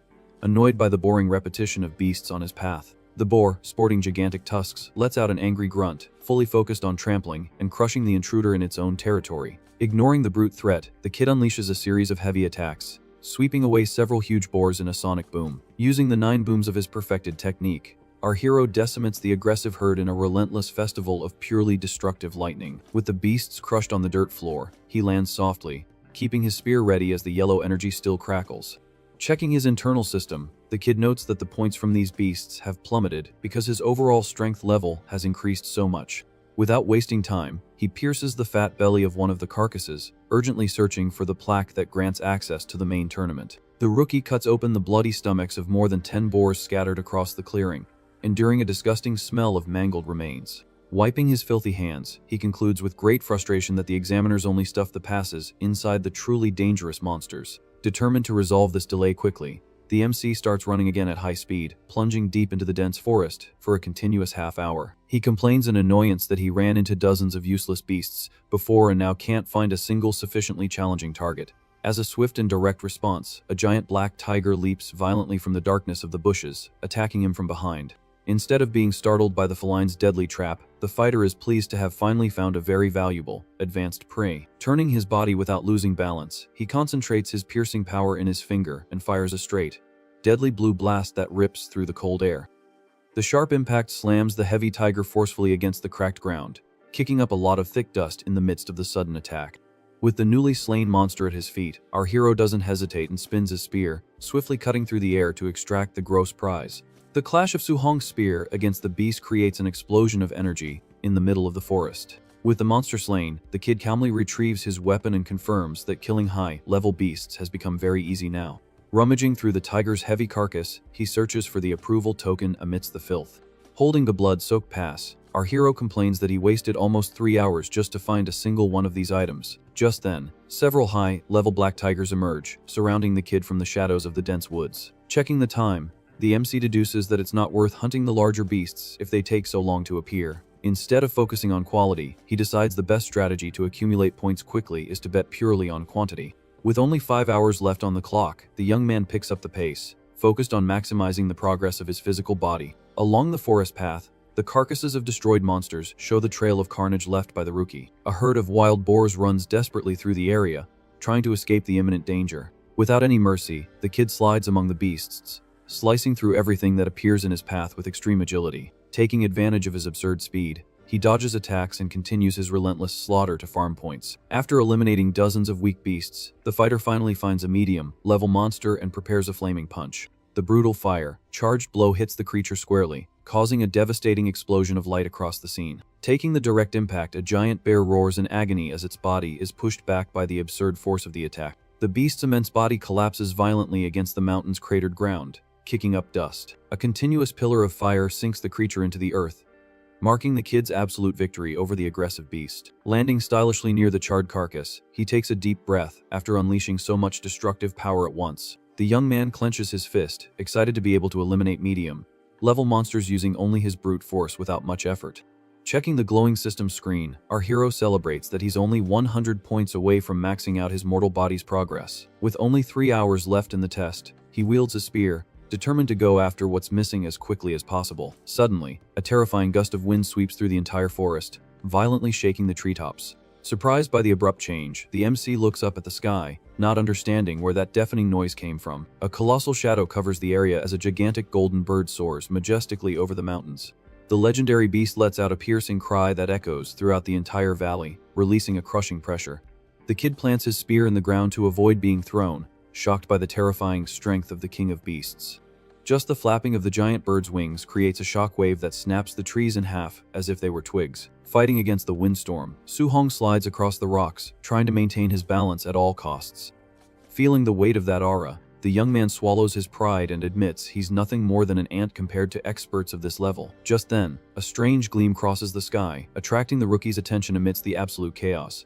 The golden eagle glares furiously at a sphere of pure light hovering just above its sacred territory. The glow dissipates, revealing Grandmaster Kun Tianli floating calmly with an authoritarian posture. The giant monster charges forward, screaming that it never agreed to lend its area for human training. With no patience whatsoever, the veteran warns that he will beat the beast until it learns to agree, one way or another. In the blink of an eye, the Grandmaster unleashes a powerful kick straight to the colossal bird's beak. The impact sends the king of beasts flying backward as it squawks, feeling the pain of the humiliating blow. Annoyed by the noise, the man gathers energy in his hands, complaining that the beast is too loud. Desperate to retaliate, the eagle fires a swift blast of explosive feathers at the cocky intruder. The veteran blocks the attacks with the greatest of ease, crushing the golden feathers with his bare hands. Pressing the creature, Kun Tianli tells it to get out of there at once, stating that he will also take the deeper lands later. Beating a retreat, the beast vows revenge, while the Grandmaster simply tells the creature to shut up and disappear. Silence returns to the valley, and the veteran maintains his heavy gaze, observing the testing grounds below. Using his energy, he projects his voice, informing all the students that there's no need to panic, and that the test continues. Sitting on a rock, Su-hong breathes a sigh of relief and is amazed by the unreal power of a rank 7 martial artist. Fully motivated by this display of brute force, the kid promises himself that he will reach that level too. With the threat gone, the surveillance drones resume patrolling the mountain ruins, focusing on the candidates. In a luxurious monitoring base, the team of evaluators lines up in respect as the Grandmaster descends from the sky. 2 level 5 supervisors whisper, impressed, stating that the veteran's strength is even more absurd than the rumors. The old man tells them to cut the cheap flattery and asks to see on the screens which students withstood the eagle's pressure. The team agrees on the spot, and they all stare at the giant panel showing the few young people who didn't pass out from the aura. The Grandmaster points to Su-hong on the screen, surprised that the rookie killed high-level tigers and remained standing in the gale. A female supervisor mistakes our hero for the son of Star City's mayor, deducing that he has the special physique of the barbarian god. Another employee praises a boy using extreme agility to escape the giant bird's pressure unscathed. The team also highlights a girl using pure telekinetic powers to nullify the monster's crushing force. The old man listens to the list of medium-level prodigies from Star City but questions if there aren't any other real talents there. The supervisor explains that those students withstood the beast's pressure with ease, proving their strength surpasses the others. Rejecting the excuse, Kyun criticizes the students from the main school, finding it a shame that none of them truly stood out. Suddenly, one of the employees breaks into a cold sweat upon noticing some bizarre movement on the cameras and calls everyone's attention. The screen focuses on the MC slicing through monsters in the middle of the forest, maintaining a brutal energy even after the boss's windstorm. In complete shock, the woman from the archive stammers in disbelief, realizing that student is a true monster in disguise. Keeping his cool, the veteran tells the employee to stop making a scene in front of him over nothing. The other supervisor also panics, pointing to the data and calling the kid a complete anomaly.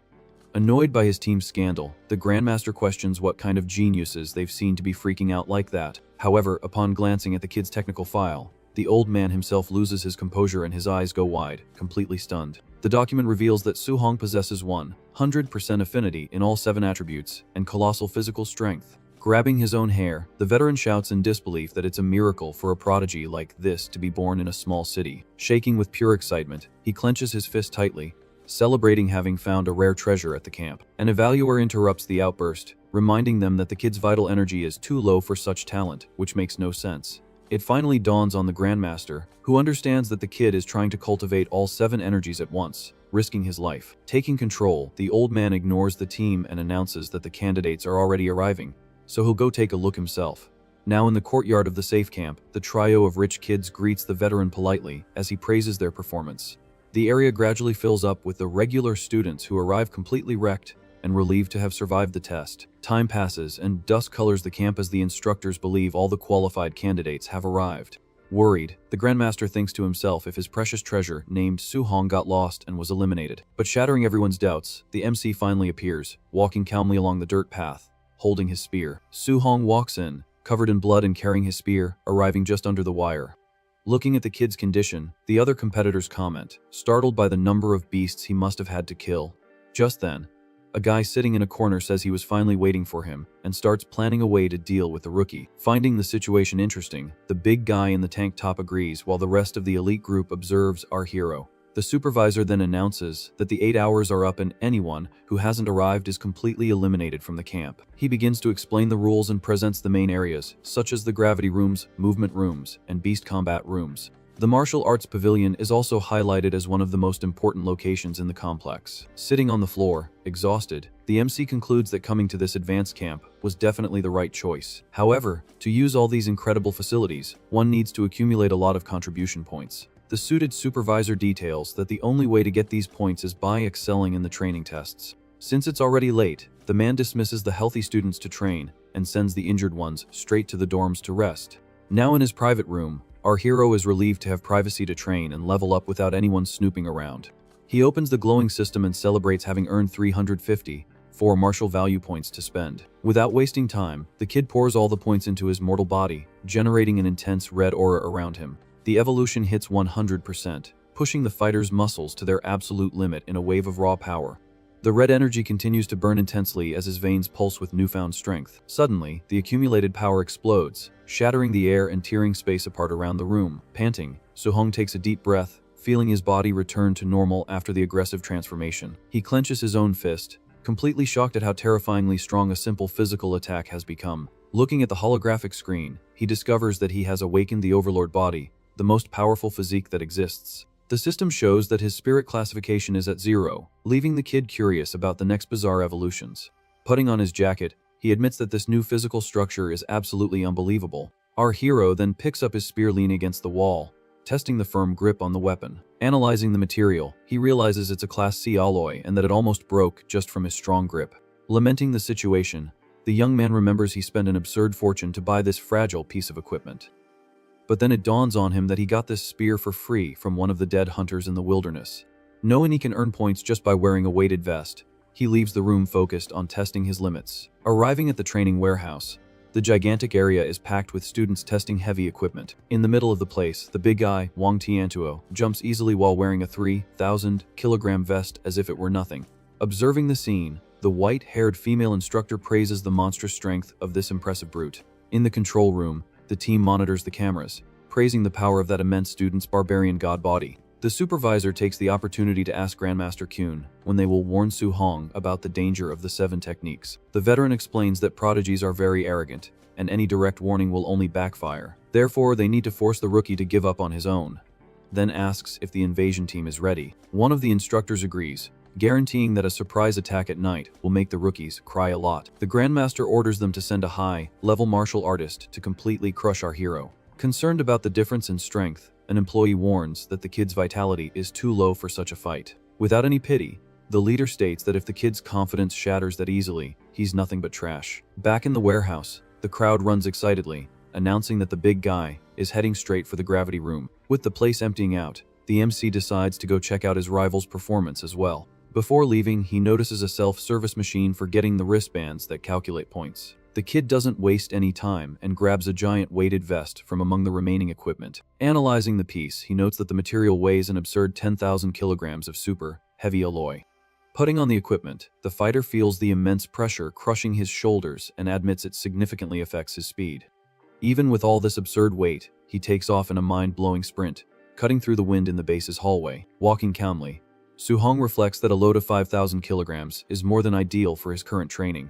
Observing the muscular veterans pass by, he wonders what weight the brute chose to use today. Upon arriving at the observation area, our hero approaches the glass, hoping to learn something useful. The giant screen shows Wang Tiantuo training in the room with doubled gravity, still wearing his weighted vest. The crowd watches impressed, calculating that the giant is enduring a crushing pressure of 6,000 kilograms in total. Staring at the screen, the MC crosses his arms, thinking his rival's 3,000 kilogram vest is way too light. Just then, the students notice a rookie struggling to handle just 500 kilograms in the same room. They mock the poor guy on the floor, saying it's a joke for someone so weak to try and compare himself to a monster. Suddenly, the door opens and the big guy finally exits the extreme training area, sweating profusely. Showing off his brutal physique, he rips off his shirt, catching everyone's attention in the hallway. The crowd applauds the display of absurd endurance as the fighter walks majestically past them. Sighing in relief, the brute admits that the continuous pressure of that gravity is truly terrifying. A white-haired guy praises his strength, but thinks it's crazy for the giant to want to compete in the movement room now. The mention of a level A movement technique immediately piques Su-hong's interest as he listens from afar. The kid finds that interesting, remembering that the only thing missing from his arsenal is precisely a skill like that. Inside the movement room, the scene displays advanced technology packed with laser arrow shooters. The audience is in disbelief to see that the difficulty level has been set to the absolute maximum. In the middle of the arena, Lin Sing dodges the shots with such absurd speed that the eyes can barely keep up. He shows off his fancy technique, leaving a trail of flower petals, wanting to prove how beautiful he is when fighting. Finding the skill sensational, our hero starts copying the movement, and the system registers 1% mastery. The MC's eyes gleam intensely as he focuses on every detail of the swift veteran's posture. Without a second thought, he steps forward, assuming the same evasive stance as the suited young man. The students around notice the rookie's strange movements and start paying attention to him. The crowd bursts into laughter, finding it ridiculous that the kid is trying to learn an A-rank skill just by watching. Ignoring the laughter, Su-hong summons the copy in his mental space, perfectly dodging all the swift lasers. The training in the virtual space accelerates absurdly, causing his mastery of the technique to jump to almost 100% in an instant. With a burst of blue aura, he finally reaches the basic level of the skill, perfectly mastering the steps. Exiting the simulation, the kid finds the technique's movements too flashy and even feels embarrassed to use it. Since he managed to steal the knowledge, he decides he doesn't need to stay there anymore and plans to go hunt beasts to earn points. However, all the students are staring at the rookie in shock, leaving him confused, as he thought he hadn't mimicked the veteran's embarrassing pose. The MC is confused and wonders if he ended up striking those exaggerated poses in the real world too.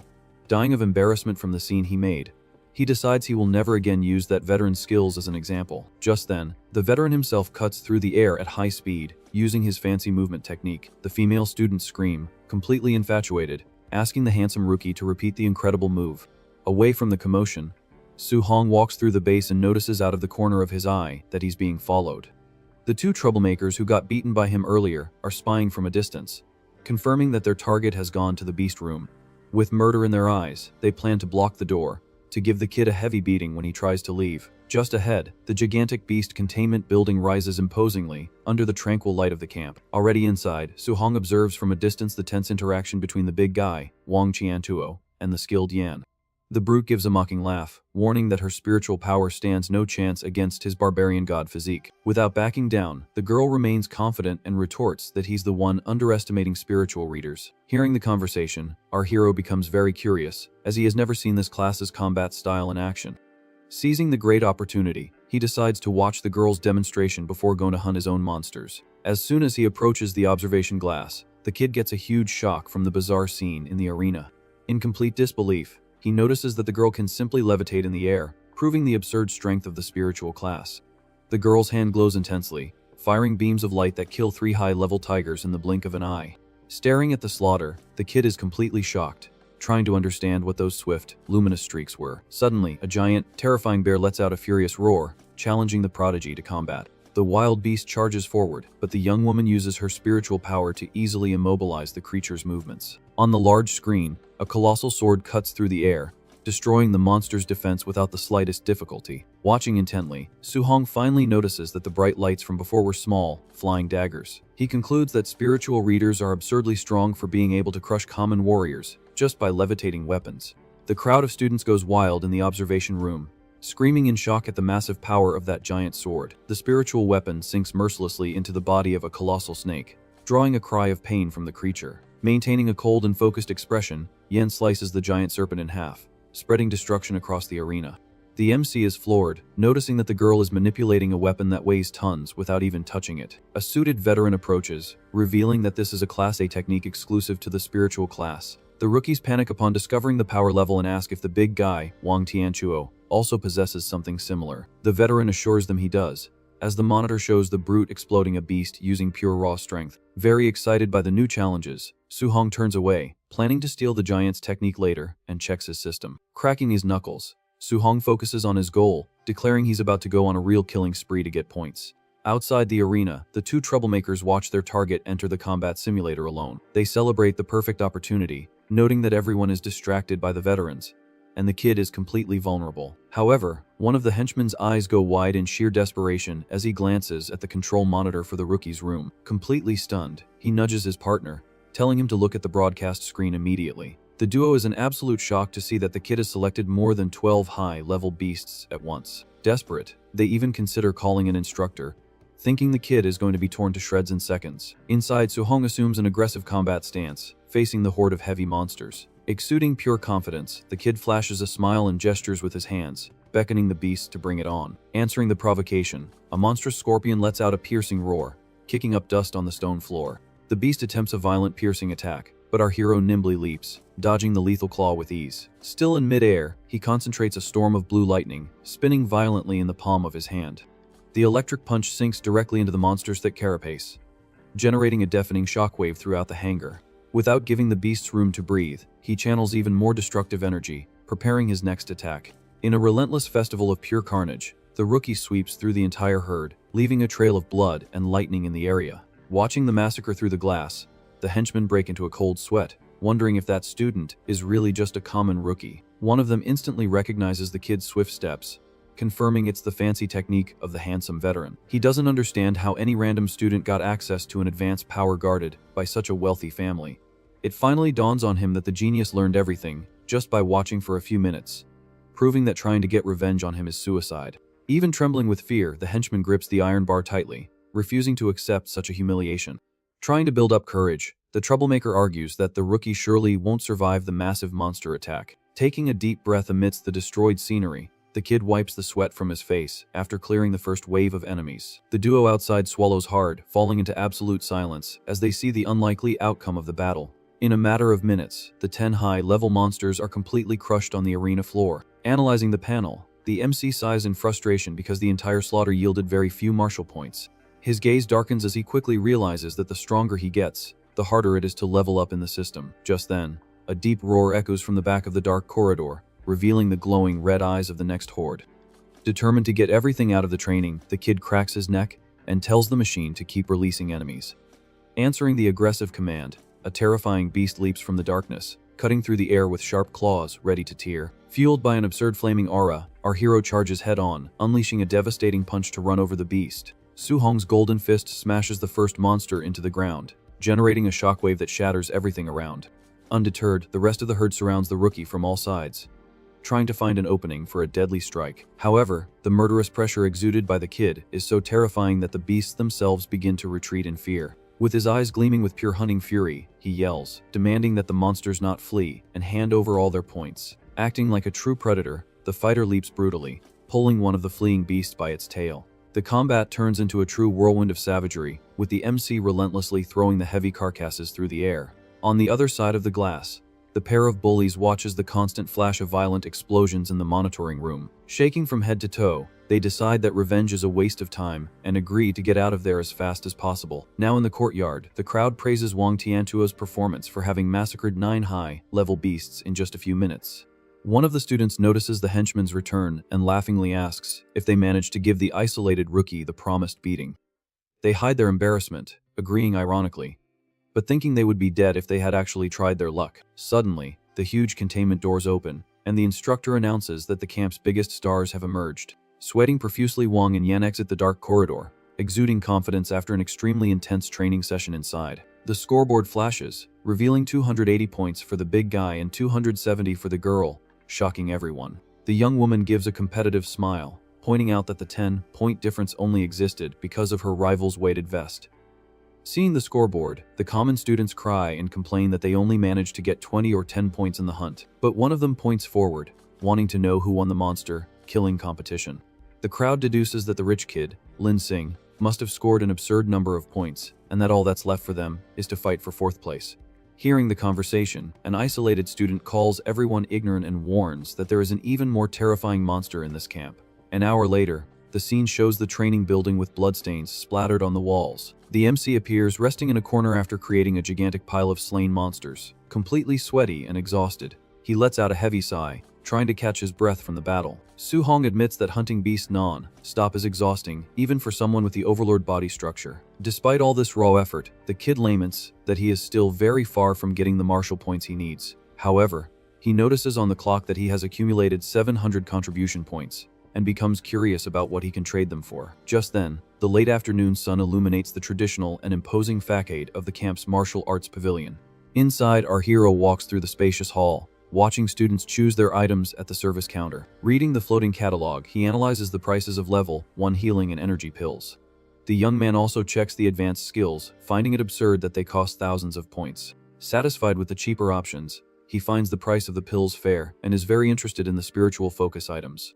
The attendant approaches, fanning herself, and calmly asks if the fellow student has already chosen what he's getting. Analyzing the rookie, she deduces that he's at a very early level and probably doesn't have the money to buy anything good. The kid ignores the judgment and confirms if the focus pill increases mental power, and the woman assures him it does. Checking the paper catalog, he discovers that the rank 4 pill is the best available and costs 500 points. Without any fuss, Su Hong raises a finger and asks the cashier directly for the most expensive pill. The employee's jaw drops completely, thinking he misheard the rookie's absurd request. Keeping his cool, the MC reaffirms that he wants the level 4 pill, not caring about the other's surprise.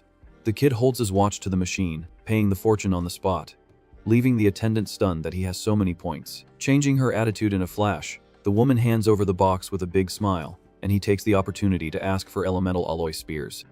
Night finally falls over the traditional structures of the base, illuminated by the bright glow of the full moon. The scene cuts to the modern, utterly silent dorm area with few lights on in the windows. In our hero's room, 2 flawless alloy spears rest against the wooden wall. Sitting on the bed, he stares at the glowing screen, happy as can be for having evolved more in a single day than in an entire week. The young man opens the small box, revealing the golden pill, calculating that he needs just over 20 points to hit his target. Popping the valuable item straight into his mouth, he swallows, hoping the pill will have exactly the effect it promised. With a confident smile, Su Hong points to himself, guaranteeing that he will become a powerful spiritual reader today. The pill takes effect immediately, and the kid's body glows, revealing a complex network of green energy pulsing through his chest. His eyes shine as his exhausted nerves completely relax, bringing a wonderful sense of rest. The fighter's consciousness floats in an expansive virtual space, his mind so clear he can perceive everything around him. Coming back to his senses, the kid is impressed with the item's power as the panel announces he's gained 24 points. Analyzing his hands, he regrets coming so close to the limit, just 0.5% shy of the major breakthrough. Lying on the bed with his arms crossed, He regrets not killing one more monster to close the deal today. A wide view shows the camp's giant hangar as the kid decides he will just rest tonight. The place is buzzing with activity, with dozens of soldiers gathering to receive classified instructions. One of the giants complains to his colleague, wanting to know why experienced warriors like them were called to be babysitters. The mercenary with the earring agrees cockily, claiming that back in their school days, these geniuses wouldn't even serve as punching bags. Laughing at his friend's posturing, the bald guy reminds him that the rookie Wang Tianchuo is already at a level his colleague could only dream of. The veteran with glasses shows the file, revealing that his target has absurd strength, while the skinny guy says he's going to hunt a reader. Holding Su Hong's file, a soldier finds it very strange that his partners have such strong targets, since the kid's level is quite weak. Annoyed with the mission, he holds up the sheet, wanting to understand why he was chosen to ambush such a fragile piece of trash. The leader impatiently announces that there was no mistake in the choice of soldier assigned to the night mission. The old veteran walks with his hands in his pockets, maintaining a stern expression that silences everyone instantly. Breaking the tense atmosphere, the entire team is in shock, asking what kind of monster can fight so well with such low energy. The long-haired soldier sighs, complaining that he's close to evolving but was called just to bully a junior. With no patience, the Grandmaster extends his hand, telling the men to stop whining and get to fighting. Finding the order too personal, the henchman with the earring asks if the old man won't punish him if he ends up crippling the student. The leader gives a terrifying smile, assuring him he'll be rewarded if he breaks the kid, leaving the soldier sweating bullets. Receiving the cruel command, the team of mercenaries leaps from the walkways, beginning the relentless night mission. The silent dawn covers the deserted streets and large rooftops of the military training camp. Sliding swiftly through the shadows, the assigned soldier advances across the rooftop, fully focused on his target. Sleeping peacefully, Su Hong wakes up with a start and shouts for the invisible intruder to wait for him to put on some underwear first. With the alert triggered, the kid leaps nimbly out of bed, grabbing his winter clothes so as not to fight unprepared. He quickly throws on his jacket while assessing the danger of the sudden attack at his door. The window glass shatters violently, revealing the mercenary invading the room, tearing through the air with great aggression. Falling from above, the enemy wields a sword emanating purple energy and delivers a crushing slash straight to the floor. Sliding backward, our hero deduces that this surprise attack must be the work of enemy races wanting to eliminate the human geniuses. Without hesitation, he grabs a spear from the wall and assumes a combat stance, waiting to see the real strength of this assassin. The veteran launches another brilliant charge, mocking that the brat was very unlucky to cross paths with him today. Blocking the heavy energy, the kid realizes the enemy is a high-level human and not a disguised monster. An excited grin spreads across Su Hong's face as he taunts that this opponent showed up at the perfect time. Spinning his spear deftly, the rookie calculates that defeating this soldier will earn him the exact points needed to evolve his class. The mercenary furrows his brow, not understanding why a weak brat chose to counter-attack instead of just fleeing in desperation. In a violent clash, the spear collides brutally with the purple sword, generating destructive sparks throughout the room. Reeling from the impact, the invader realizes the kid's strength is absurd and admits the master wasn't lying about him. Sweat drips down the veteran's face as he totally panics, finding that level of power surreal for a beginner. Pressing on with a brutal red aura, Su Hong throws it in his face that he's defeated high-level nobodies before without difficulty. Unleashing all his pent-up fury, our hero lets out a deafening roar as he pushes the enemy's weapon back. With a burst of physical force, he sinks his spear, breaking the defense and sending the soldier flying through the air like trash. The veteran leaps high into the air, creating a giant ring of purple energy, and challenges the brat to try and withstand his Class B attack. Delivering the brutal blow from top to bottom, the mercenary shouts furiously, unleashing the crushing power of his flame cut. The kid concentrates an intense aura of lightning and notes that this power is far superior to the void-piercing Finger, even though both attacks are of the same class. The blows collide with brutality, scattering destructive sparks throughout the camp room. The force of the impact shatters the floor and sends pieces of concrete flying in all directions. Pushed back by the shockwave, the mercenary slides backward, trying not to fall. He's completely baffled, as attributes repelling each other is an absolute truth that all warriors know very well. Staring at the rookie, the assassin deduces that it's a fusion of thunder and fire, a technique he thought was just a legend. Just then, the MC's eyes gleam intensely, preparing his next aggressive move. Su Hong charges forward, delivering a violent attack with his spear, causing the invader to totally panic. Unleashing intense flames, our hero rips through the air, executing his dreaded flame cut. The mercenary tries to dodge the mortal blow, but his defense instantly gives way under the weight of the attack. With a crushing impact, the rookie sinks his spear, creating a gigantic pillar of destructive energy. Taking the blow head-on, the soldier spits blood, stunned by that completely ridiculous level of power. The veteran's body is thrown with extreme violence, crashing through the building's wall and falling outside. Standing amidst the destruction, our hero watches the system screen confirm he's won the martial points from the victory. Analyzing his updated attributes, he celebrates finally getting the exact amount needed to become a spiritual reader. Outside the dorms, the evaluation team and instructors quickly arrive at the explosion site. The Grandmaster assesses that Su-hong should have been defeated by now, revealing he even prepared speeches to convince the kid to drop his multi-training. Suddenly, a man's body plummets from the hole in the wall, crashing to the ground right in front of the group. The thud startles the instructors, who stare at the knocked-out guy kicking up dust on the asphalt. They immediately recognize the bloodied and bruised face of the veteran, who had been sent on the surprise mission. Completely stunned by the scene, the old leader exclaims the mercenary's name, unable to believe his defeat. The supervisor's jaw drops as she deduces that the rookie managed to defeat the elite soldier all by himself. Soon after, 3 more flashes explode in the neighboring buildings, sending other invaders flying through the air. The henchmen crash violently onto the courtyard, completing the total failure of the night operation. The trio of veterans assigned to ambush the camp's biggest stars also end up crushed on the pavement. Exiting the building, the brute tells the Grandmaster to send someone stronger next time, as this one wasn't even a warm-up. However, the big guy soon notices there are 4 bodies on the courtyard floor and finds the math strange. Floating in her bubble, the girl wonders who managed to win faster than them, thinking their opponent must have been very weak. The instructor cuts her theory short, stating firmly that the soldier over there is by far the most dangerous of the entire group. Analyzing the crisis, the old man reflects that it's normal for prodigies to win, but for the rookie to humiliate a superior-level fighter so quickly is insane. Intrigued by the mystery, the leader tries to guess if the kid used top-tier skills or some special physical constitution. Suddenly, an employee comes running desperately across the courtyard, shouting that a huge problem has occurred. Keeping his cool, the veteran tells the man to breathe and coldly asks if any student ended up dying by mistake. The supervisor denies it, panting, and reveals that our hero defeated the mercenary using a fused guidance technique.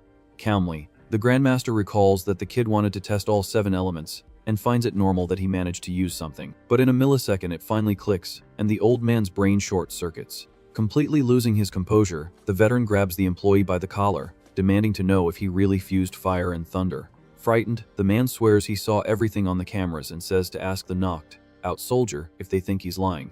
Lying on the pavement, the injured mercenary mutters, confirming he took a double hit of fire and electricity. Shaking the poor guy, the old man shouts that the only genius in history took 10 years for that, while the rookie has been training for less than a month. He lets go of the employee, screaming to the heavens that this student is a true monster and a legendary dragon of humanity. Trying to understand the outburst, the instructor asks if such a fusion is really strong enough to nullify the huge level difference. Curious about the discovery, she questions why the association doesn't encourage this practice if the end result is so brutal. The leader explains that many have tried, but the extreme difficulty ends up destroying the fighter's body and locking their level forever. Fascinated by the genius, he points out that the kid has all 7 affinities and imagines the apocalyptic power of fusing them all into a single blow. The old man imagines our hero crushing the greatest emperors of enemy races with a single, multicolored attack of devastating force. One of the instructors cuts him short, saying the boss is greatly exaggerating since fusing 2 elements is almost impossible. Believing the theory, the Grandmaster swallows hard, realizing that if the kid gets stuck on the 3rd element, humanity will lose an absolute genius. Just then, the camera employee remembers that the MC's physical strength crushed the soldier's nearly 500 vitality points. The woman agrees, stating that his raw damage increase far surpasses the famous barbarian god structure of the cocky big guy. Without wasting time, the old man orders a test fight for tomorrow morning, pitting the 3 biggest prodigies against him. Exuding absolute confidence, the veteran swears he wants to see the sparks fly when this anomaly faces the camp's elite. Meanwhile, in the isolated room, the cold dawn wind blows straight through the huge hole in the concrete wall. Ignoring the mess and the debris on the floor, the kid meditates deeply, focused on his own spiritual evolution. Determined to advance, he touches the panel screen and converts all his accumulated martial points directly into the mental attribute. A wave of pure energy envelops the young man as he celebrates being on the verge of awakening the coveted spiritual reader class. Closing his eyes, he feels a bizarre pressure dominating his mind as a wettish aura takes over the room. Projecting a giant hand of pure light, he describes the strange sensation as if he had gained a 3rd, ghostly arm. The system beeps, confirming the limit has been surpassed, and the fighter relaxes, making the luminous arm disappear into the air.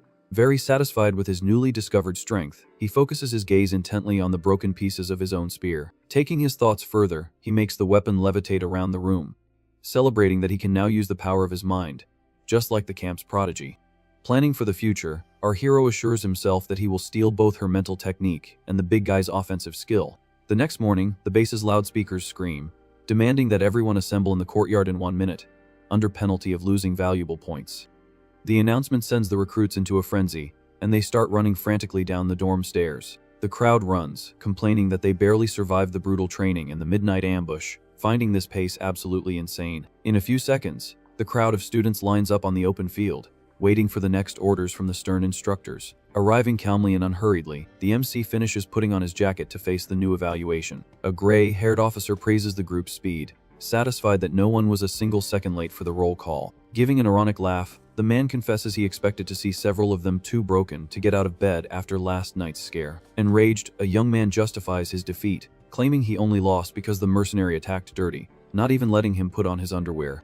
The officer shoots down the flimsy excuse, asking if a real assassin would wait for him to get nicely dressed before killing him. His classmates burst into laughter, not letting him live down the embarrassment, and dub him Wonderwear Bro in front of everyone. Su-hong understands the cruel lesson, but reflects that being attacked at night after a hellish day of hunting would frustrate anyone.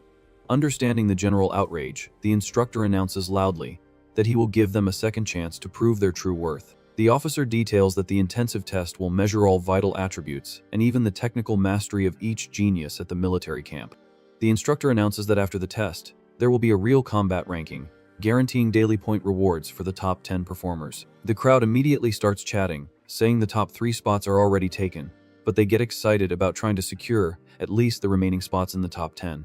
Walking calmly through the courtyard, Su-hong reflects on the overall test and becomes quite curious about what the grand prize for first place will be. Demanding immediate silence, the instructor orders all students to follow him directly to the camp's testing area. The huge group of students enters the spacious hangar and positions themselves in front of the heavy-strength, monitoring machines. Observing the crowd from a distance, Grandmaster Q notes that the MC knows how to blend in very well among the others without drawing any attention. Noticing the old man's gaze, Lin Sing thinks the veteran is watching him, but a classmate quickly bursts his bubble, saying he must be mistaken. Confident in his own talent, the rich kid insists and swears to himself that he is the only person worthy of the camp leader's attention.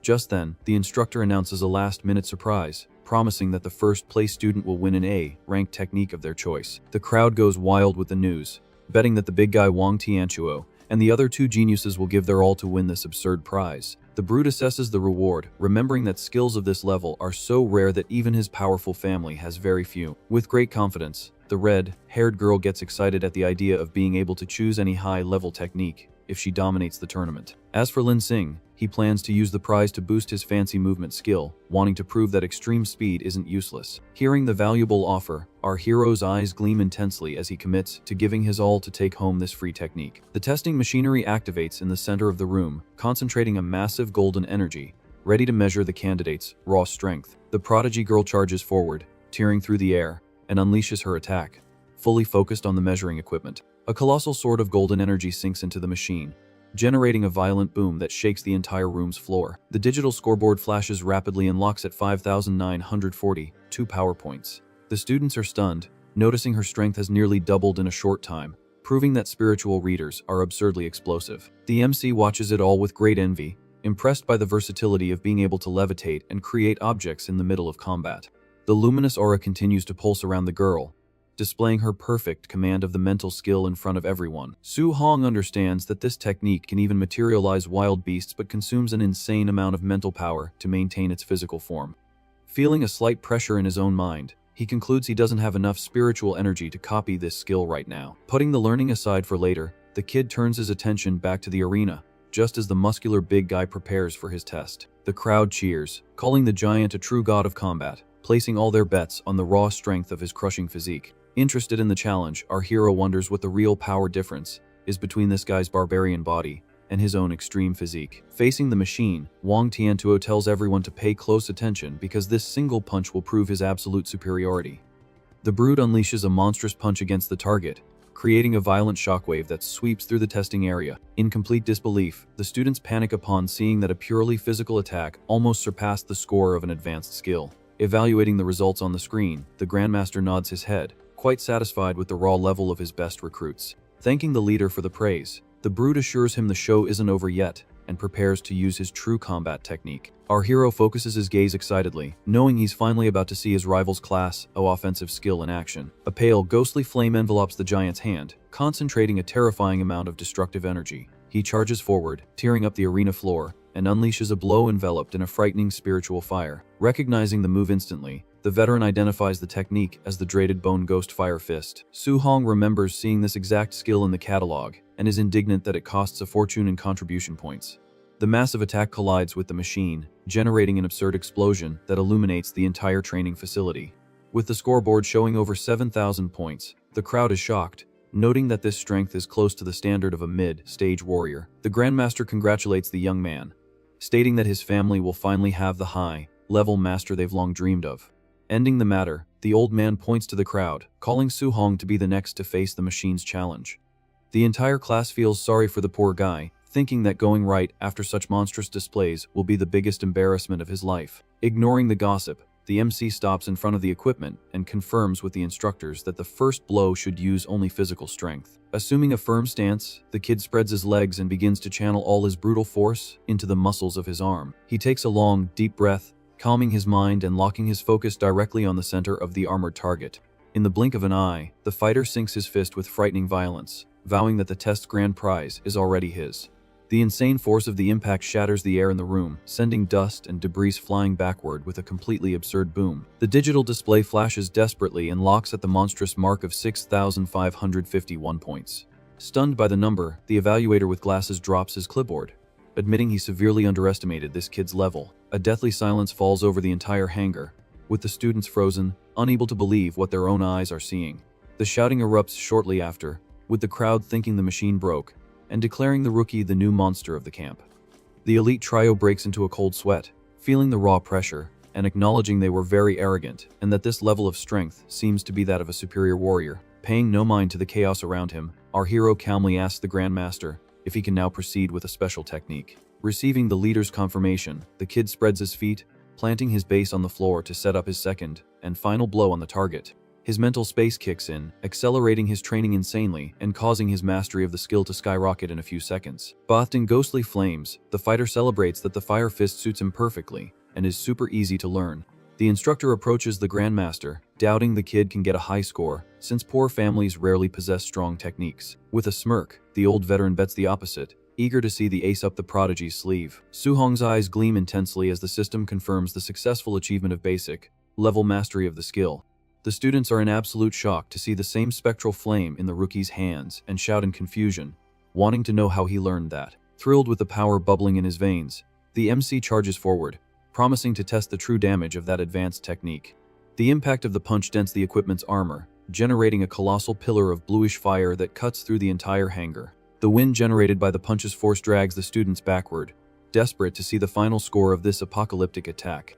The panel reveals a staggering 9,013 points, leaving the crowd screaming that this is already the level of a warrior at the highest stage of Class 2. Holding the kid's outdated data, the instructor calls the document useless trash, while the Grandmaster declares him a genuine monster. The trio of geniuses swallows their pride, calculating that to have all that damage, the rookie must be hiding a secret vitality greater than 500. Soon after, the entire class surrounds the scanning capsule, shouting indignantly and claiming the health measurement equipment must be broken. Sitting calmly in the capsule's technological water, our hero displays a real vitality of 137 points, shattering all possible logic. The crowd completely loses their minds, questioning if a zero was missing from the screen, unable to accept a physically weak fighter generating such an impact. Completely captivated by the scene, the Grandmaster stares at the prodigy's measurements, his eyes glued to the luminous screen without blinking. Putting an end to the chatter, the old man demands immediate silence and announces that the one-on-one battles for the combat rankings are about to begin right there. The leader explains that the fights will be by direct challenge, guaranteeing the class a prize for whoever remains standing with no one daring to challenge them. Displaying a malicious and confident smile, Lin Sing raises his voice in the middle of the crowd, getting the veteran's attention. Without a shred of fear, the rich kid stands in front of the MC and declares that he wants to trade blows with him in the arena. The suited kid bluntly states that he will use his speed to dodge everything and defeat our hero through simple exhaustion, since his vitality is pathetic. Hearing the rich kid's cowardly plan, the Grandmaster leans back in his chair and lets out a laugh, rejecting the idea on the spot. shocking the entire team. Surprising everyone, the Grandmaster suggests the elite trio fight the kid all at the same time. The suited kid is outraged, asking if the old man is underestimating them, while the Brood ironically says he's just afraid of accidentally crippling the rookie. Ignoring the tantrum, the veteran asks for the MC's opinion, who maintains absolute calm and says he has no objections. The giant questions if the kid really thinks he has victory guaranteed, angrily. Lin Sing calls him arrogant and guarantees he can tire our hero out alone. Without wasting time, the leader authorizes the start of the combat as the competitors position themselves in the spacious arena. The suited kid immediately charges forward, tearing through the air at high speed, leaving his two teammates behind. Confident, he plans to land a quick hit and retreat to ambush later, absolutely certain that our hero can't keep up with his swift steps. However, the red-haired girl senses the terrifying threat and screams desperately for her ally to dodge immediately. Getting a massive shock, the rich kid finds the rookie suddenly appearing right beside him. Su-hong just gives a cold farewell and prepares a punch charged with electric energy. The swift attack hits his opponent squarely without giving any chance for defense. With the violent impact, the rich kid's body is thrown far away, enveloped in destructive lightning. He manages to land, skidding on the floor, and thanks the girl for the warning, alerting that the rookie's speed is too dangerous. Just then, our hero feels a strange aura locking his body and admits it's the first time he's dealt with this type of mind control. Assessing the spiritual restriction, the kid quickly understands the enemy group's cowardly strategy. Determined to break their formation, the MC charges forward, focused on eliminating the spiritual reader first. The girl is in shock, perfectly recognizing the fancy movement technique the rookie is using. The rich kid also notices his own move being copied and deduces that our hero has a dual attribute, shouting for his partner to stop him quickly. Taking the front line, the brute tells his ally to focus on mind control while he handles the brute force. The giant concentrates ghostly flames in his fist and unleashes his advanced attack against the target. To everyone's surprise, our hero summons the exact same spectral fire technique, preparing for the clash. Taking advantage of the distraction, the girl raises her hand and casts a powerful spell, ordering the enemy to freeze in place. The greenish energy binds the MC's body, who admits this mental restriction is much more annoying than he had imagined. Seeing the wide open guard, the rich kid appears from above, delivering an aggressive flying kick. Watching everything, the Grandmaster thinks he overdid it with the challenge. He explains it's impossible to escape a spiritual reader without using mental power or absurd brute force. The veteran calculates that the kid's physique isn't enough to break the spell, but he's startled to see his expression of pure mockery. In the blink of an eye, the young man shatters the restriction and counters the simultaneous attacks from the giant and the suited kid, sending them both flying. The thunderous impact clears the area as our hero lands firmly, exuding a destructive aura.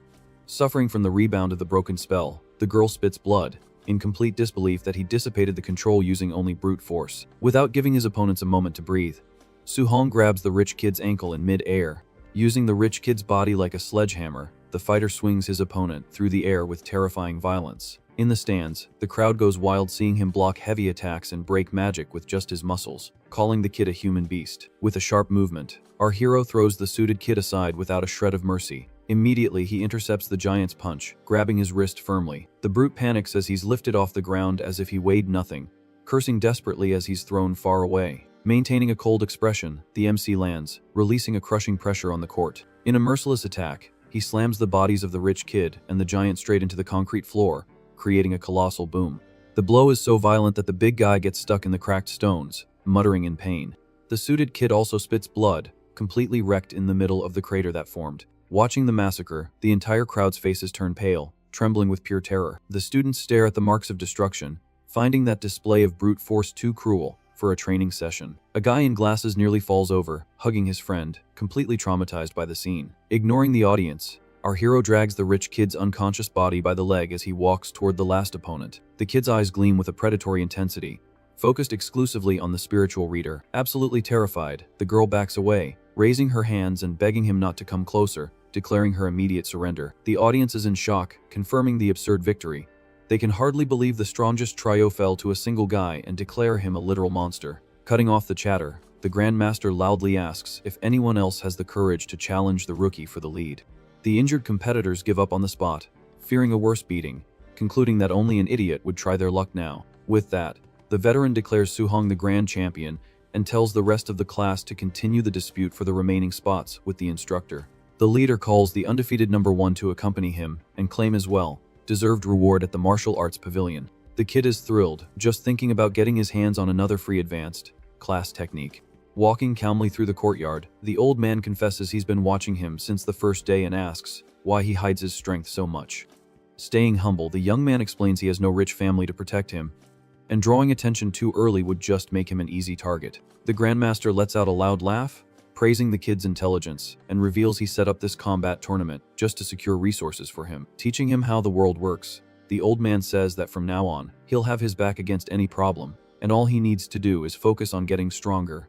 Soon, the pair enters the traditional martial arts pavilion, where the veteran tells the attendant to bring the list of special techniques immediately. The leader advises the kid to analyze the catalog very carefully. Trusting the master's wisdom, the rookie asks for a direct suggestion on what to choose. Curious, the old man asks which skills he has already mastered, and the young man lists all the advanced attacks of fire, electricity, wind, and the swift steps. It hits the Grandmaster hard, as he realizes on the spot that the kid stole those skills just by watching the rich kid use them once. Breaking into a cold sweat at the bizarre discovery, the veteran glances at the student out of the corner of his eye, silently confirming that he has adopted a true, absurd monster. The receptionist hands over the thick book thoughtfully, very intrigued to know who this rookie is that's receiving VIP treatment from the Supreme Leader. The veteran points to the book, suggesting that since he has attacks and dodges, the ideal choice now is a control skill called Flame Cage. He explains that common attacks only stick energy to the body, but control spells require manifesting power in the environment, something almost no one can do correctly. Wanting to make the choice easier, the Grandmaster says he knows this move, and will do a small practical demonstration right there in the room. Exuding total satisfaction, the MC thanks the old man for his goodwill without revealing his true intentions. The veteran's hand glows with a very strong orange energy as he conjures the flames in the air. A complex cage of fire forms, and the old man tells the kid not to underestimate the move, just because it doesn't cause immediate raw damage. The leader gestures, explaining that the perfect strategy is to trap the enemy with no chance of escape before delivering the final attack. The glowing cage flies across the hall, exploding in a wave of heat, proving that this tactic guarantees the target's elimination in the blink of an eye. However, the old man sighs, lamenting that maintaining the trap and attacking at the same time is impossible for the kid now, since he himself only managed it at a very high level. Faking disappointment, our hero waves his hands, declining the technique, and says if it's that difficult, he'd rather choose something else. The Grandmaster finds the quick refusal strange but reflects with relief that the kid knows how to listen to advice instead of being a stubborn and arrogant genius. Very pleased with his trick, the young man celebrates having stolen the entire skill through the system just by watching, and he asks the master to look for the next option. Flipping through the old pages, the veteran dismisses the other styles and concludes that the only thing missing from the kid's arsenal is a good defense. He finally points to the perfect skill called Thick Earth Armor, a technique that creates an almost indestructible spiritual protection on the body. Excited by the idea, the kid agrees to follow the advice, calculating that his physical strength combined with a defense will be incredible. Holding the techniques book, the veteran asks what the student's special physique is, to which he calmly replies it's the overlord body. The old man is shocked, remembering that this is the strongest physique of all. Meanwhile, our hero thinks that making this up might earn him several free techniques.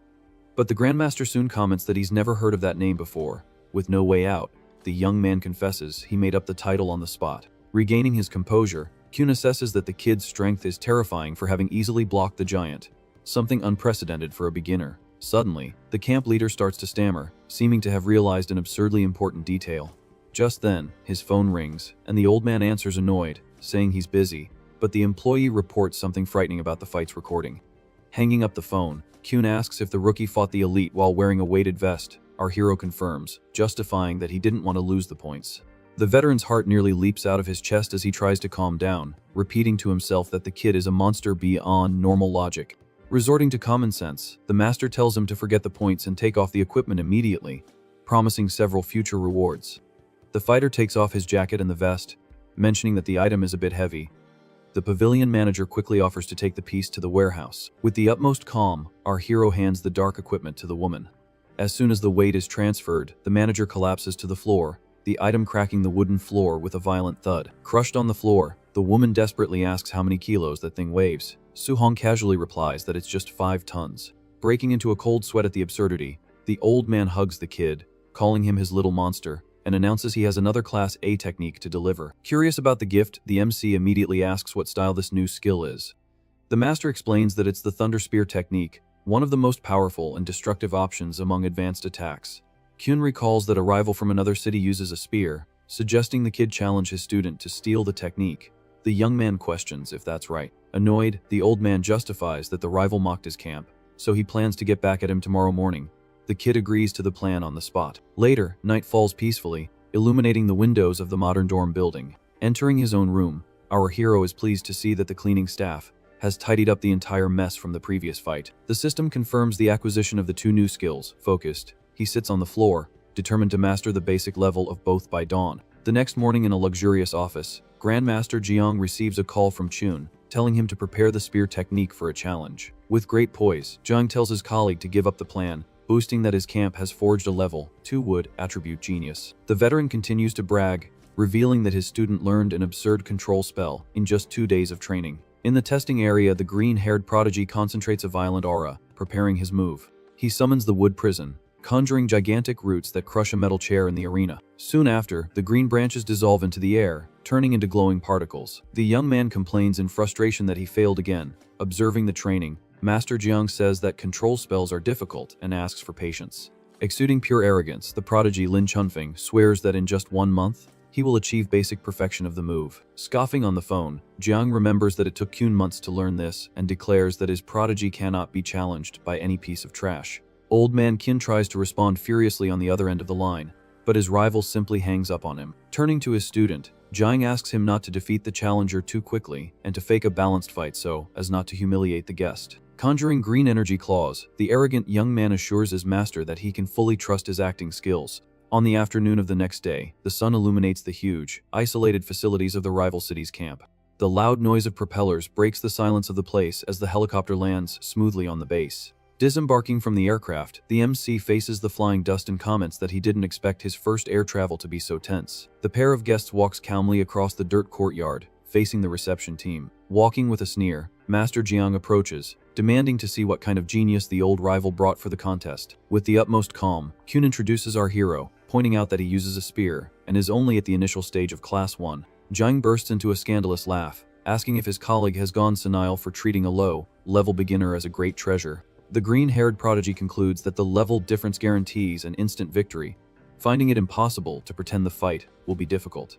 Ignoring the mockery, veteran Chun tells them to start the fight at once because he plans to go home for dinner soon. The entire group moves to a huge open-air combat arena where students usually train hard. In the stands, the local recruits gossip anxiously, hoping the foreign challenger isn't a complete failure.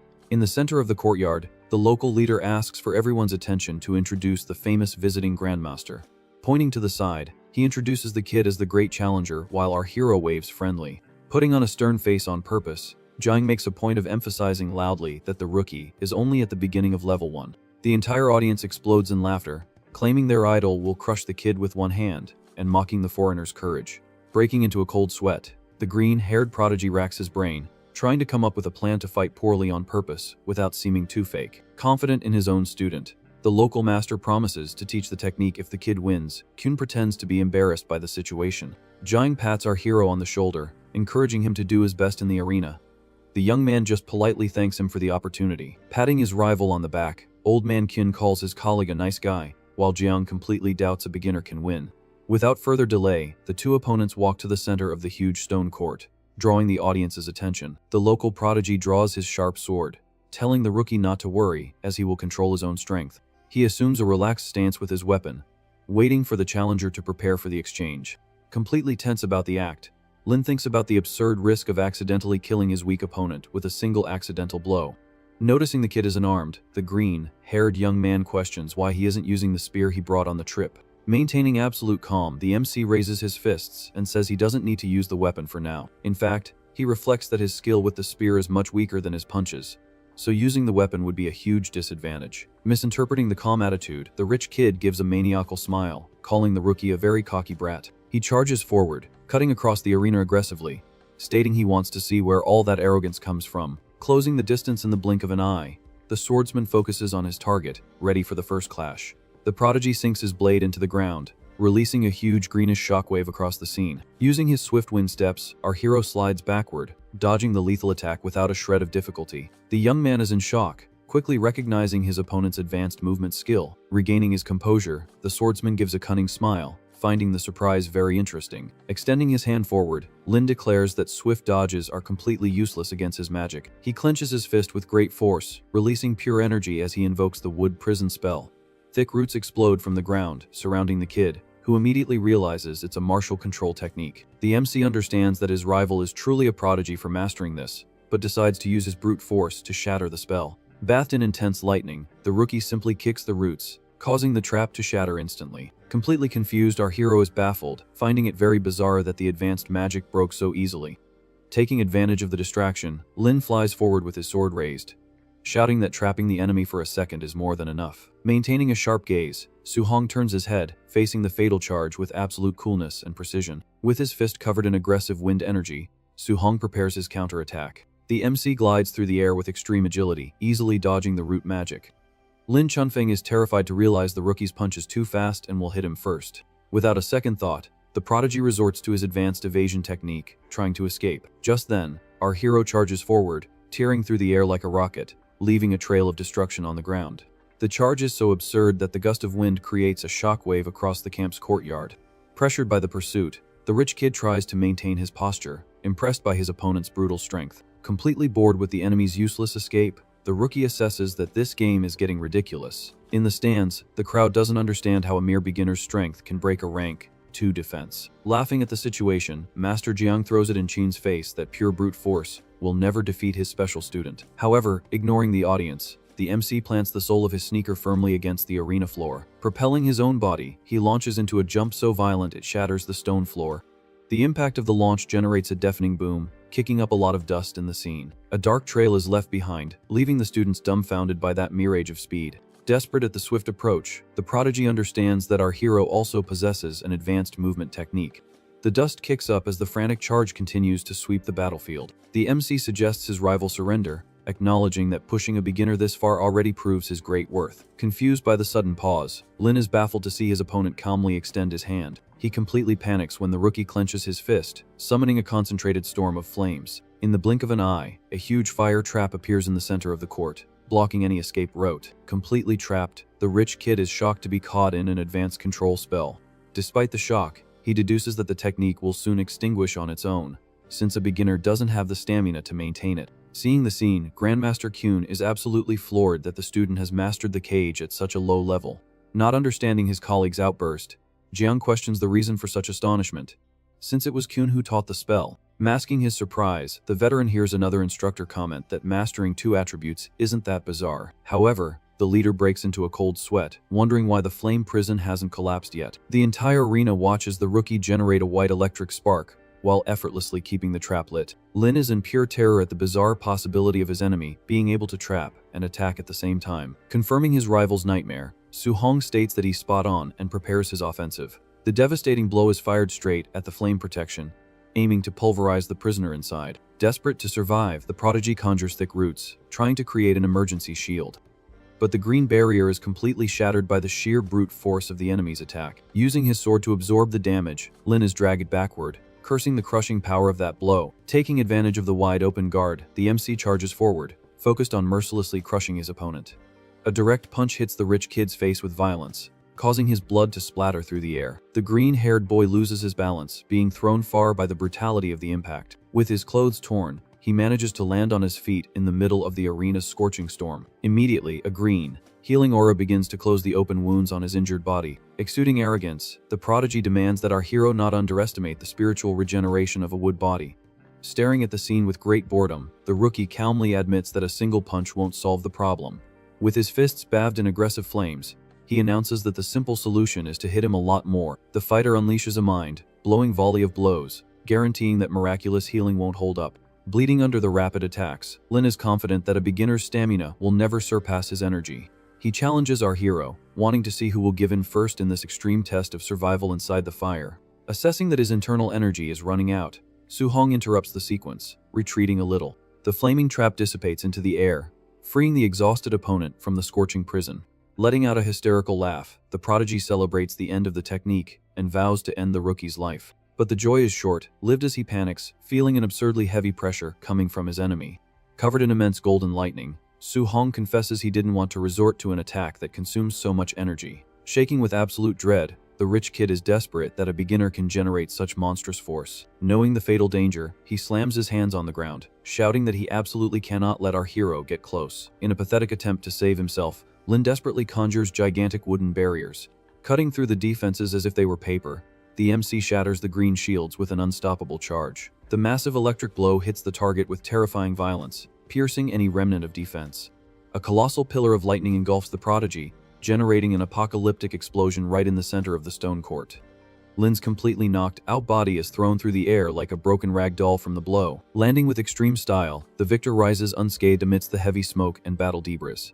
A deathly silence falls over the entire military base, showcasing the complete humiliation of the home team.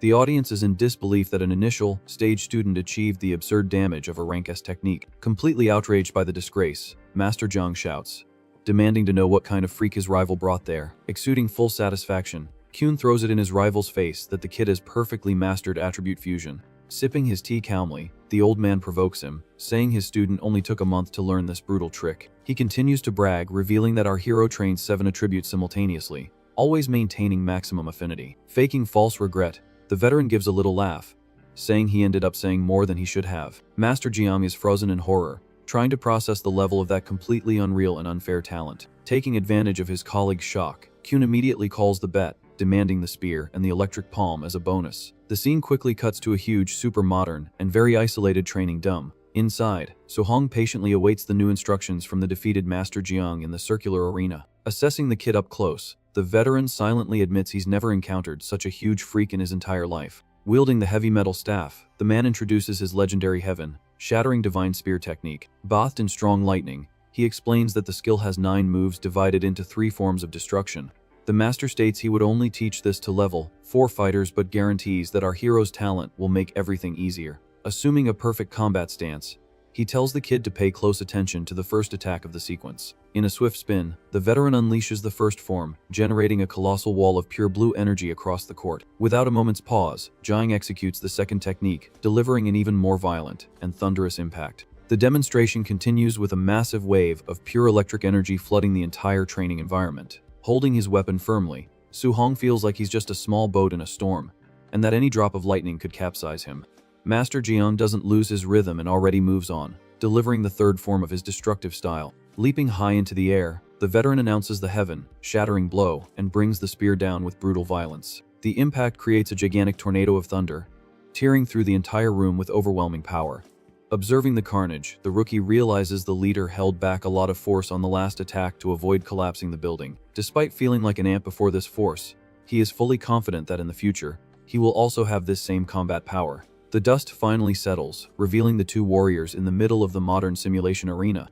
Handing over a device, the veteran explains that it contains the technique's instructions and offers to answer any questions. The kid thanks him sincerely for the help, but the master cuts the ceremony short, reminding him that the bet must be honored without favors. Keeping his word, Jiang promises to teach the lightning palm skill as soon as the young man masters the first form of the spear.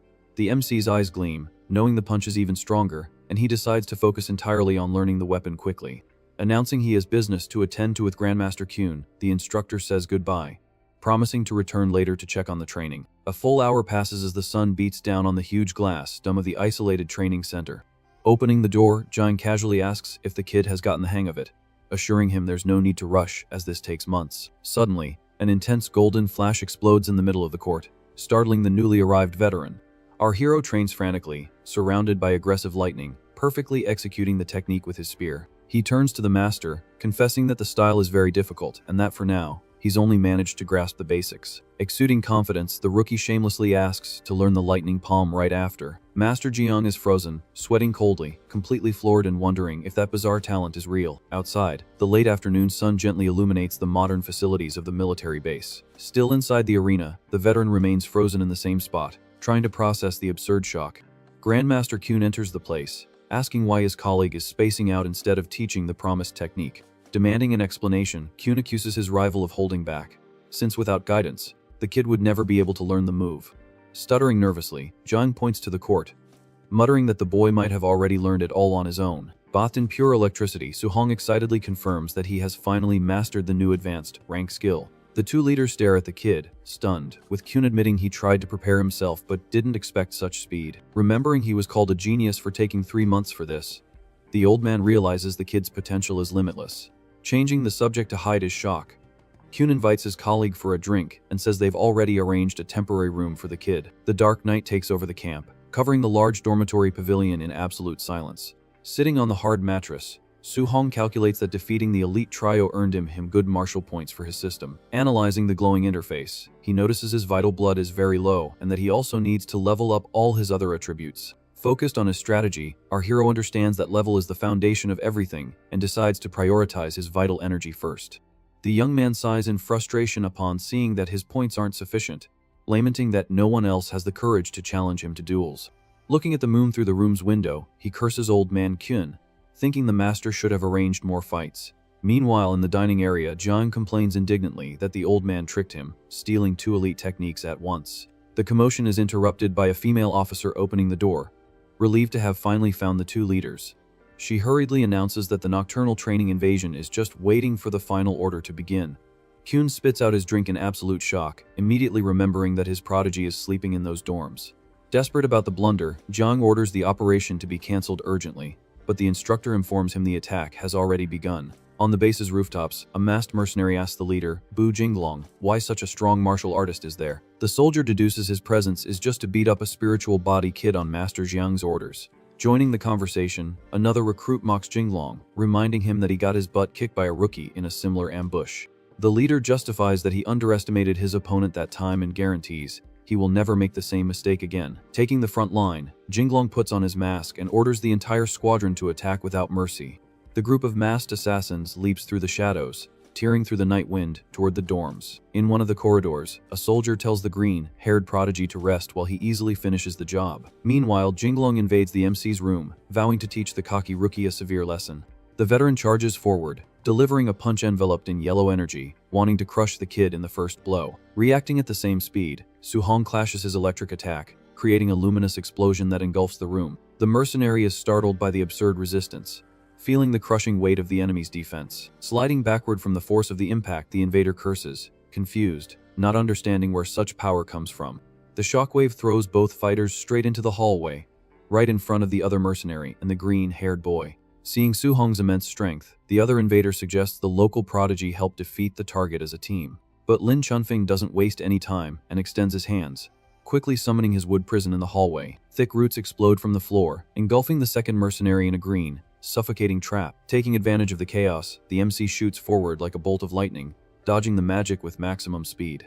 In an aggressive leap, our hero sinks a direct punch, tearing through the air against the ambush leader. The blow lands squarely, causing the veteran's body to sink violently into the cracked floor. The mercenary tries to get up, sweating coldly, and realizes with terror that the rookie is protected by a sturdy earth armor. Covered in purple energy, Soo-hong advances relentlessly as Jinglong questions where this rank 2 monster came from. In a panic, the soldier turns his back and tries to flee, running desperately down the dark corridor.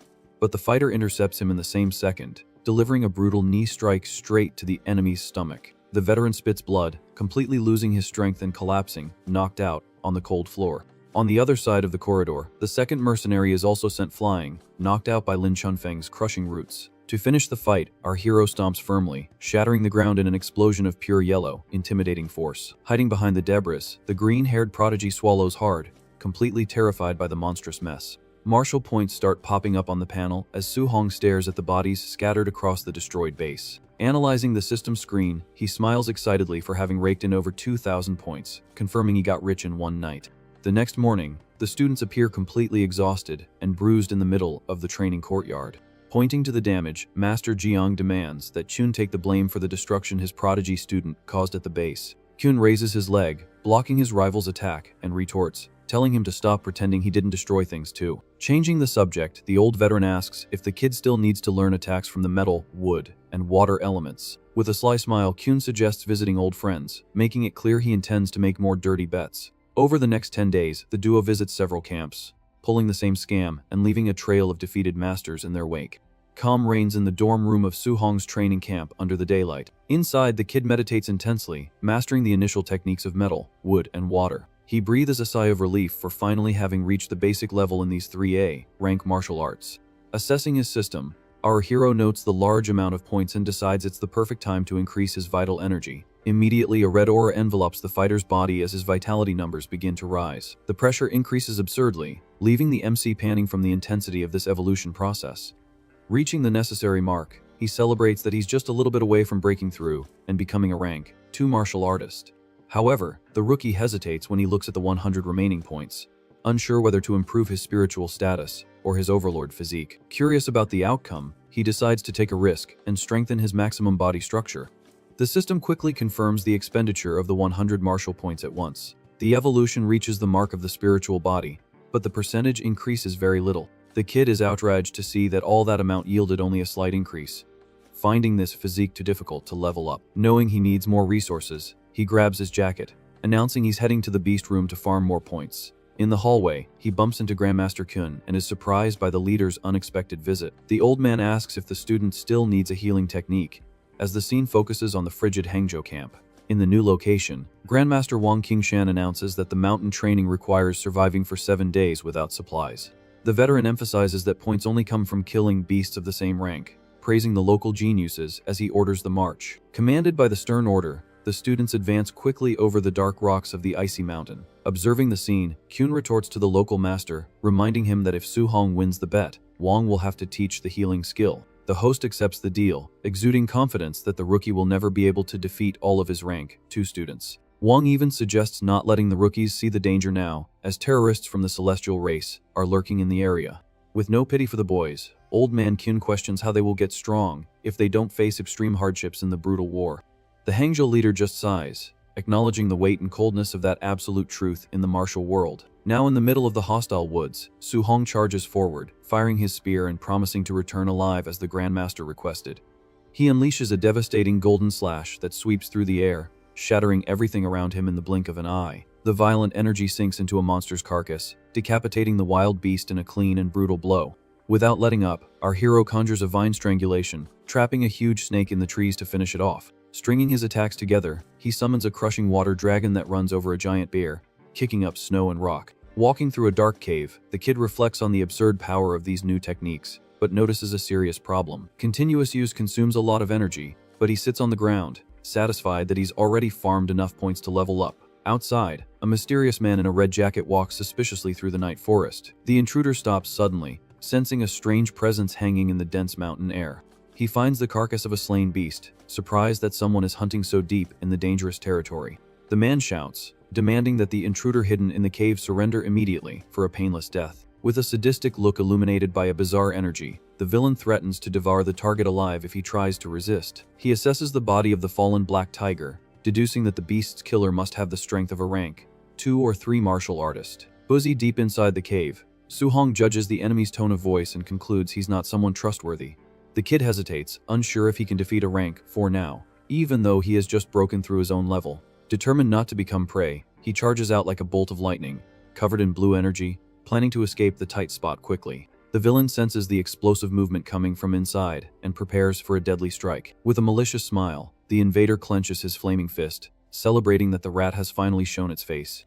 But Su Hong surprises him by shattering the ground with a swift and cutting wind attack.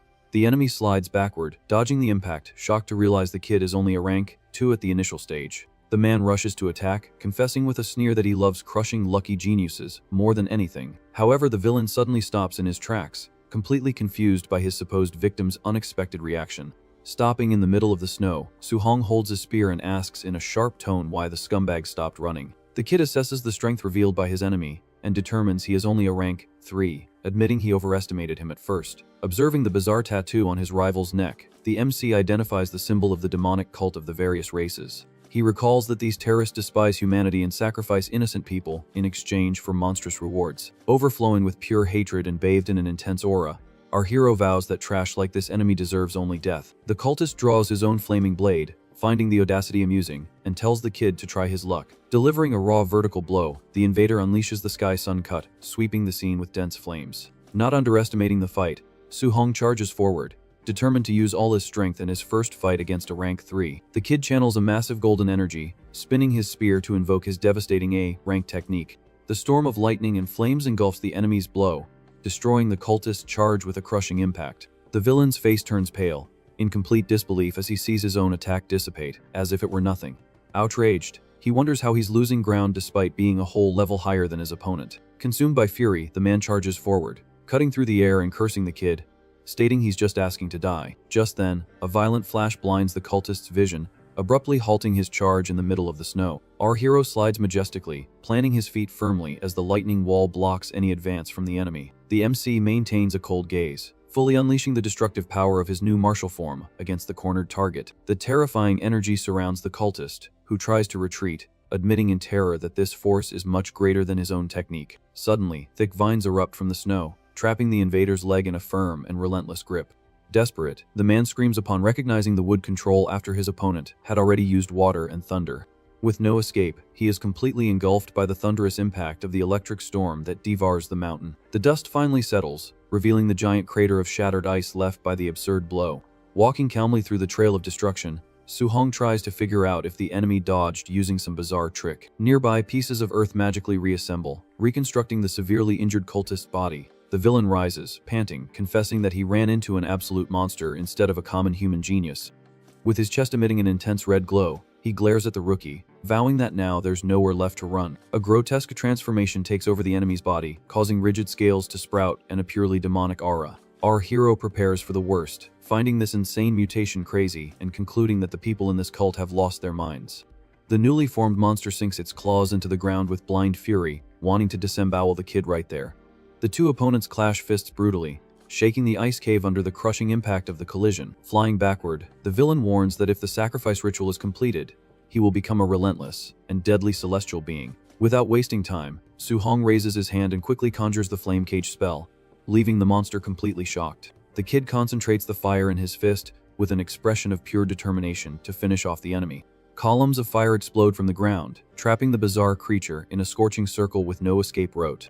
Taking advantage of the trap, our hero charges forward and unleashes the destruction of the piercing spear, tearing through the opponent's defense. The golden, electricity-covered weapon pierces through the cultist's body with a devastating impact. A brutal explosion of energy sweeps through the entire cave, illuminating the place with an intense light. With his body slowly crumbling, the villain gasps in terror and calls the kid a monster. Soon after, the creature's head completely shatters, turning into nothing but ashes on the ground. Analyzing the system, the rookie is impressed to see that the reward for killing a cultist is gigantic compared to beasts. He soon remembers the enemy mentioned a sacrifice and suspects the group must have already captured humans. Due to the imminent danger, the kid decides he needs to warn the Grandmaster as quickly as possible. Meanwhile, at the isolated Hangzhou training camp, the leaders are already discussing the situation. Grandmaster Wang reveals that Su-hong has encountered the demonic cult and they are preparing a bizarre ritual using hostages. Old Man Wang questions if Grandmaster Kyun will really just sit there drinking tea instead of rushing to save his special student. Completely relaxed, veteran Kyun takes a sip and announces that the kid has already crushed the enemy, telling his colleague to believe what he wants. 3 full days pass, showing the destroyed carcass of another monster scattered on the forest floor. Leaning against a tree, the MC sighs in frustration, complaining that he's killed many beasts, but no other cultists have appeared. The panel reveals he has accumulated just over 800 points, a much smaller profit than killing terrorists would yield. Suddenly, a danger alert appears on the system, making the kid turn all his attention to the dark trees. Walking through the shadows, a woman from the cult appears, praising the handsome rookie's good perception for having noticed her.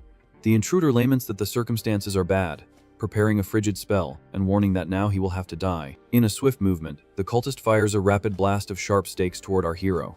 Sliding with extreme ease, the young fighter dodges the deadly attack without the slightest effort. Exuding pure excitement, the kid thinks it's excellent that his enemies are showing up for free to give him points. The MC raises his hand and quickly invokes the water dragon technique with a frightening aura. A massive torrent of pure aquatic energy advances to engulf the woman in the middle of the forest. Desperate at the imminent impact, the cultist uses her red whip to try and tear the attack apart in mid-air, but Su-hong stealthily appears behind her, whispering in her ear that she arrived at the perfect time to reveal the cult's base. Our hero gives a violent tug with his weapon, dragging the enemy's body backward without any mercy. Being thrown through the air, the woman despairs, unable to understand what kind of monstrous force this is. Still in the air, the MC charges ghostly flames and invokes the dreaded fire fist against the target. The brutal blow hits the ground, crushing the cultist with absurd violence and kicking up a lot of dust. With the tip of his spear pressed to the fallen enemy's neck, he demands to know immediately where the cult's main base is. Coughing up blood, the woman begs for her life and reveals that the camp is 10 kilometers to the north. Pressing the weapon, the kid continues the interrogation, asking how many martial artists came on the mission. Terrified, she confesses there are 3 rank, 3 fighters, and a dozen rank, 2 warriors in the group. Su-hong quickly calculates that he has already eliminated 2 strong lieutenants, concluding that clearing out the rest will yield more than enough points for him to evolve. Suddenly, the woman screams furiously and undergoes a bizarre mutation, growing wings, and warns that the kid underestimated her and will pay dearly. Gliding arrogantly, the cultist boasts that her strength has now doubled and is more than enough to tear him to pieces. Bathed in intense lightning, our hero decrees that the cult has committed too many sins, and that he will not leave any of them alive today. With a terrifying explosion of electricity, he disintegrates the woman in midair, demanding that she just hand over the points already. The panel soon confirms the receipt of the prize, leaving the fighter very satisfied with the easy profit. The scene changes, revealing the demonic cult's sacrifice base, formed by ancient pyramids hidden in the valley. Surrounded by the terrorists, the hostage students realize they've been deceived and that the enemy henchmen aren't that strong. But the hope is short-lived as the gigantic blood commander points his finger and orders the total massacre of the young people. The henchmen charge forward, thirsty for blood, yelling that they hate human geniuses and will skin them all as a sacrifice. Huddling together, the 3 prodigies prepare for the final fight, promising to take the enemies to the grave with them. Far away on the mountaintop, Grandmaster Kyun watches everything and praises the impressive courage of Hangzhou's elite. Master Wang agrees, finding their posture admirable, but suggests waiting for the situation to get a little tighter before intervening to save them.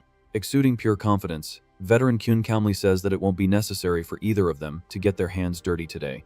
Pointing to the sky, he reveals that his little monster is already falling straight into the battlefield to save the whole group. Annoyed by the arrogance, Wang asks what his colleague has been drinking to think a beginner student can face rank 3 fighters. Back in the arena, one of the prodigies blocks a heavy attack and shouts for his friends to fall back, swearing that if they're going to die, they'll die together. The giant commander fires a brutal, reddish shockwave, decreeing that no one will escape there alive. In the blink of an eye, the MC appears as a dark blur amidst the smoke, intercepting the entire area. The villain's cowardly charge misses its target and sinks into the stone floor, creating only empty destruction. Soon after, one of the cult's henchmen is violently thrown and pinned to a tree by our hero's spear. The terrorists halt their charge, completely in shock, desperately searching for whoever was responsible. Bathed in golden lightning, Su-hong charges like a bolt of lightning through the group and sinks his fist into a cultist's face. Without losing his absurd speed, the kid already crushes another enemy with a terrifying electric knee strike. Spinning his body in a deadly dance, the MC accumulates more electric power in his hands. A merciless rain of lightning palms is fired at the group, crushing the enemy defenses all at once. With the henchmen fallen around him, our hero lands stylishly and calmly asks if the hostages are okay. The students recognize him on the spot, completely stunned that he decimated rank 3 warriors in the blink of an eye. Watching from above, Wang panics upon seeing that the kid used healing magic to attack and has already broken through to rank 2. Exuding pride, Master Kyun agrees, finding the growth speed of the student who arrived at the camp as a beginner ridiculous. At the base, Su-hong takes the front line and tells the entire group of geniuses to flee first while he holds the fort. One of the guys thanks him but warns him to be very careful with the dozen advanced warriors scattered around the place. The kid's eyes gleam with pure greed as he calculates the absurd profit from this, looking at the villains as if they were a real gold mine. Furious with the slaughter of his group, the blood commander charges like a bulldozer, cursing our hero and promising to crush him. The giant leaps, delivering a colossal reddish punch with the goal of reducing the rookie to dust right there. However, Su-hong takes a simple step back, dodging the massive impact that only shatters the ground uselessly. Cowling for the next in line, the fighter ignores the boss and sinks his electric hand into the chest of another cultist who was passing by. The rest of the terrorists retreat, trembling with absolute dread, begging the kid not to come any closer.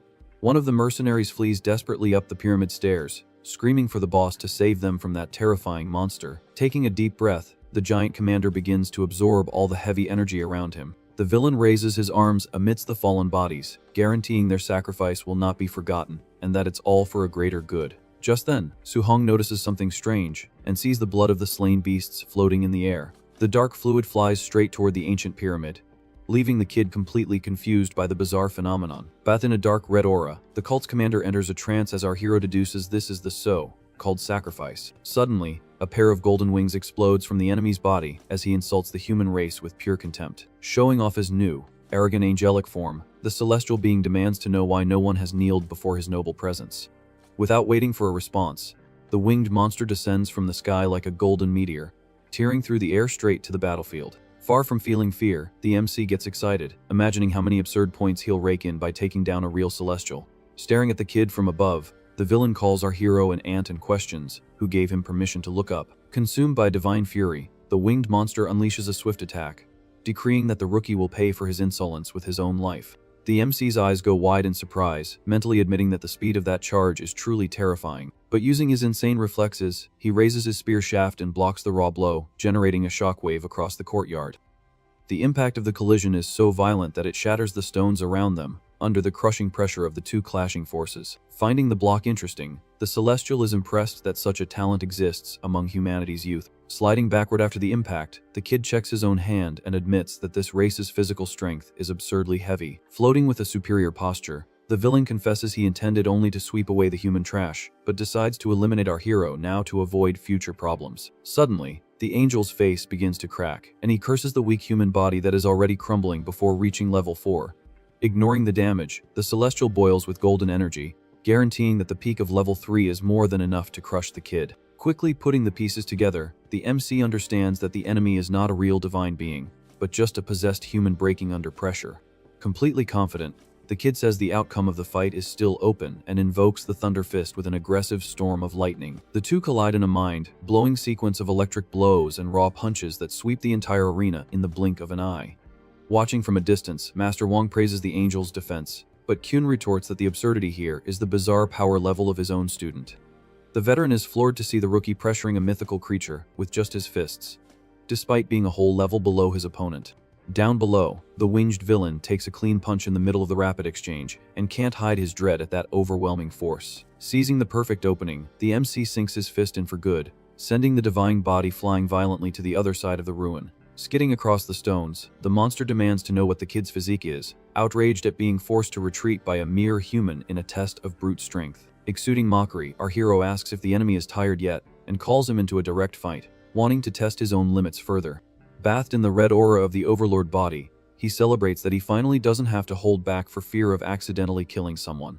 Staring at the broken angel, the fighter laments that the enemy's vessel is so fragile, wishing to fight the real body for a worthy challenge. Consumed by pure humiliation, the angel completely loses his composure and bellows in indignation at being treated like trash by a common human.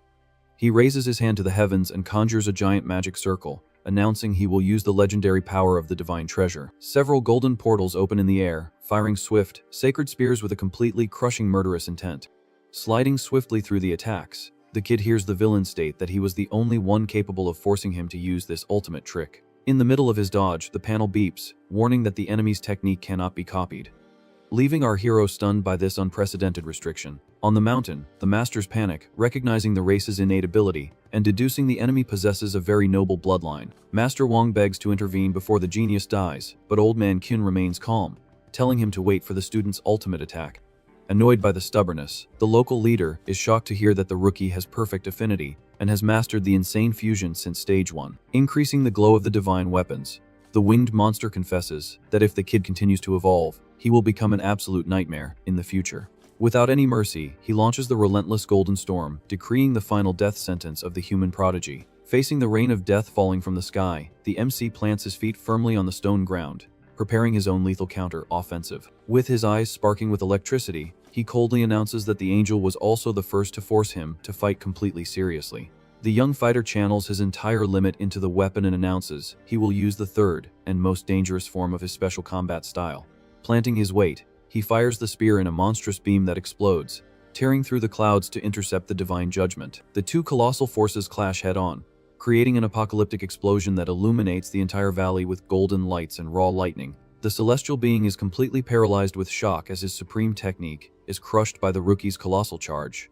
With his face melting from the absurd pressure, the villain bellows in indignation, refusing to accept that his divine power failed like that. A pillar of pure energy relentlessly sweeps over the angel, generating a violent boom that clears the entire arena in a blinding wave of destruction.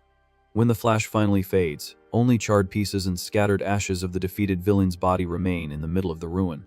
In the center of the gigantic crater of destroyed stones, our hero stands firm, holding his spear as the great and sole victor of the battle. Watching the system beep with a huge bonus of points, the kid is very satisfied, admitting that hunting that fake angel was very profitable. Suddenly, Old Man Kin appears, running in relief, calling the kid his dear and precious treasure of humanity without any shame. Master Wang nearly freaks out with excitement over the bizarre victory, while the young man doesn't understand the excessive emotion for just crushing a fake angel. On the contrary, the rookie reflects very seriously that he was pushed to his limit by a common member, and that this race's geniuses must be terrifying.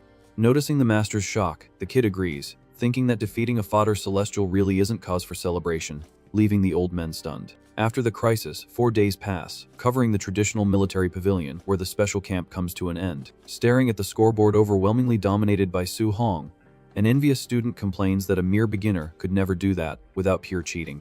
Hearing the gossip, the brute defends our hero, shouting and guaranteeing that the kid can crush even experienced warriors with a single absurd blow. Not seeing the MC in the courtyard, the group asks where he is, and they soon discover that the local leader is personally teaching him magic. Outside the room, the local master mutters, terrified by the speed of his learning, while old man Qin laughs, saying he'll get used to it. Inside the private dojo, the MC meditates silently in the center of the room, concentrating his spirit on the new healing technique. A green glow covers his skin, closing old wounds, and he praises the absolute power of being able to erase even old scars. Checking the interface, the fighter plans to invest his points to reach mental strength level 2, and also boost his vital energy at the same time. Far away in the vast expanse of space, angelic clouds cover the majestic and colossal architecture of the divine temple on the celestial race's home planet. Kneeling in the golden hall, a servant is interrogated about the unacceptable shame of losing to a lower-level human kid. Shaking slightly, the angel confirms the story and tries to justify the pathetic failure by insisting that this particular kid is a complete freak of nature. The divine leader summons the elite warrior, who soon emerges from the shadows of the hall with a cold posture to answer his lord's call. Relentlessly, the commander determines that the human boy will be a huge problem, issuing a summary execution order to quickly erase the threat. Bowing his head slightly in a gesture of pure, fatal respect, the elite assassin accepts the mission, vowing to solve this problem without fail. The chief also asks about the pieces of a legendary artifact, ordering them to hunt for the relic in enemy territory without raising suspicion. Back at the Star City camp, the fierce roar of a giant, violent bear breaks the absolute silence of the isolated simulation chamber. The brute relentlessly attacks the giant beast with his flaming punch, crushing the wild creature's carcass very aggressively. In the courtyard, students observe that the elite trio has gone completely insane with their intense training after taking that humiliating beating from the rookie. Burning their valuable points on rare items, the group locks themselves in the combat rooms and achieves the terrifying feat of rapidly breaking through to the next level. Even the rich kid gains a lot of muscle mass, bellowing like a wild beast, focused only on evolving to avenge his defeat. Very confident, the elite trio eagerly awaits our hero's return for a rematch. Just then, Grandmaster Qun finally returns to the camp, walking alone through the area. The instructor immediately asks about the kid, and the veteran explains that he wanted to train a bit more in the forest. Worried, the man recalls that the camp ends in a few days, but Qun assures him the kid is no fool. 2 days pass and a gigantic snake rests on top of a rocky cliff. Su Hong continues to meditate intensely, relentlessly farming dozens of mental points. The wild beast notices the kid's presence and strikes violently, wanting to devour him by surprise. Maintaining absolute calm, the MC simply raises his hand, releasing a strong, bright energy. The monster is completely paralyzed in mid-air under the effect of the invisible containment spell. Very relaxed, the fighter invokes his spiritual weapon condensation technique to test out the new skill. A giant sword of pure golden light materializes in the air, controlled only by his mind. The spiritual blade spins, cutting through the wind with absurd and terrifying speed. Without the slightest effort, the weapon sinks into the creature, slicing through the snake's tough carcass instantly. The kid finds the destructive power of the level 2 mental class truly frightening. Bathed in different energies, he notes that his mental advancement now allows him to fuse 3 attributes at once. Combining flames, thunder, and metal, the energies collide and become extremely volatile in his hands. The repulsive force spirals completely out of control, generating a dangerous flash right in our hero's face. A devastating explosion shatters the scenery, sending gigantic rocks flying in all directions. Emerging from the smoke, the rookie coughs, covered in dust, and concludes that even a failure can injure a level 4 warrior. After the commotion, he picks up his weapon and calmly walks back to the military base. As soon as our hero sets foot in the camp, the crowd immediately shouts to inform the brute of his return. Grandmaster Qun crosses his arms, asking if the trio is really so sure of victory this time. Exuding arrogance, the prodigy team guarantees they will absolutely crush the kid. Arriving at the training arena, the rookie faces the big guy, asking if the challenge is for real. The brute flexes his muscles, announcing that all 3 of them have reached level 2, and he can win on his own now. Acting very casually, the MC stammers and tries to explain his current situation. Unleashing a monstrous red aura, The kid reveals that he also reached level 2 during his trip. The trio is in shock, but the girl stands her ground, stating that she is also an advanced spiritual reader. Suhong doesn't even entertain it and quickly invokes the art of weapon condensation right in the sky. A colossal sword of light descends with full force, shaking the entire courtyard. Caught by surprise, the young spiritual reader is thrown backward by the gust from the blow. The MC paralyzes the giant blade just centimeters before it crushes the trio and apologizes for the scare. Bathed in mental power, he casually confesses that he also became a level 2 spiritual reader. The team breaks into a cold sweat, terrified as they tally up all the kids' stolen skills at such a high power level. Looking towards the stands, our hero suggests the rest of the class join the fight to yield more points. Wielding his spear challengingly, he calls out the entire camp for a direct fight. The rich kid backs down on the spot, while the rest of the crowd desperately begs him not to come closer. Watching from a distance, the instructor complains that the Grandmaster hid the kids' spiritual magic from them. Old man Kyun is completely speechless, as he also had no idea about this hidden talent. Soon, the veteran lets out a scandalous laugh, celebrating that humanity has found a millennial monster. With the students getting beaten badly, the instructor asks if they should intervene, but Kyun thinks it's great to let the youth burn bright. Suddenly, the old leader looks up, feeling a heavy aura tearing through the military base's sky. The colossal golden eagle soars over the place, bellowing that the 30 days are up and telling the humans to get lost. Surrounded by knocked out students, the MC recognizes the giant monster from the windstorm on the first day. Floating up to the sky, Kyun unleashes an intimidating purple aura, warning that his patience with the beast has run out. The veteran faces the creature as an equal, announcing that they will leave when they please and do not take orders. Furious with the disrespect, the golden bird screams that it has no fear of the Grandmaster. The beast fires an overwhelming, destructive beam that engulfs the air in the old man's direction. Observing the exchange of blows, Suhong swallows hard, feeling the absurd heat of this true battle of gods. The eagle tells the old man to stop, claiming to have powerful backup, but Kyun promises to crush the backup too. Suddenly, a thundering voice orders the fight to stop, leaving the military leader sweating coldly in the sky. A massive and sinister shadow appears in the clouds, making the giant bird look like a defenseless insect. A terrifying red eye tears through the darkness, observing the humans with deadly pressure. The instructors totally panic, recognizing the Lord of Monsters, stunned by the bird's connections. Our hero clenches his fists, tense remembering that the minimum level of these beasts surpasses the absurd rank 9.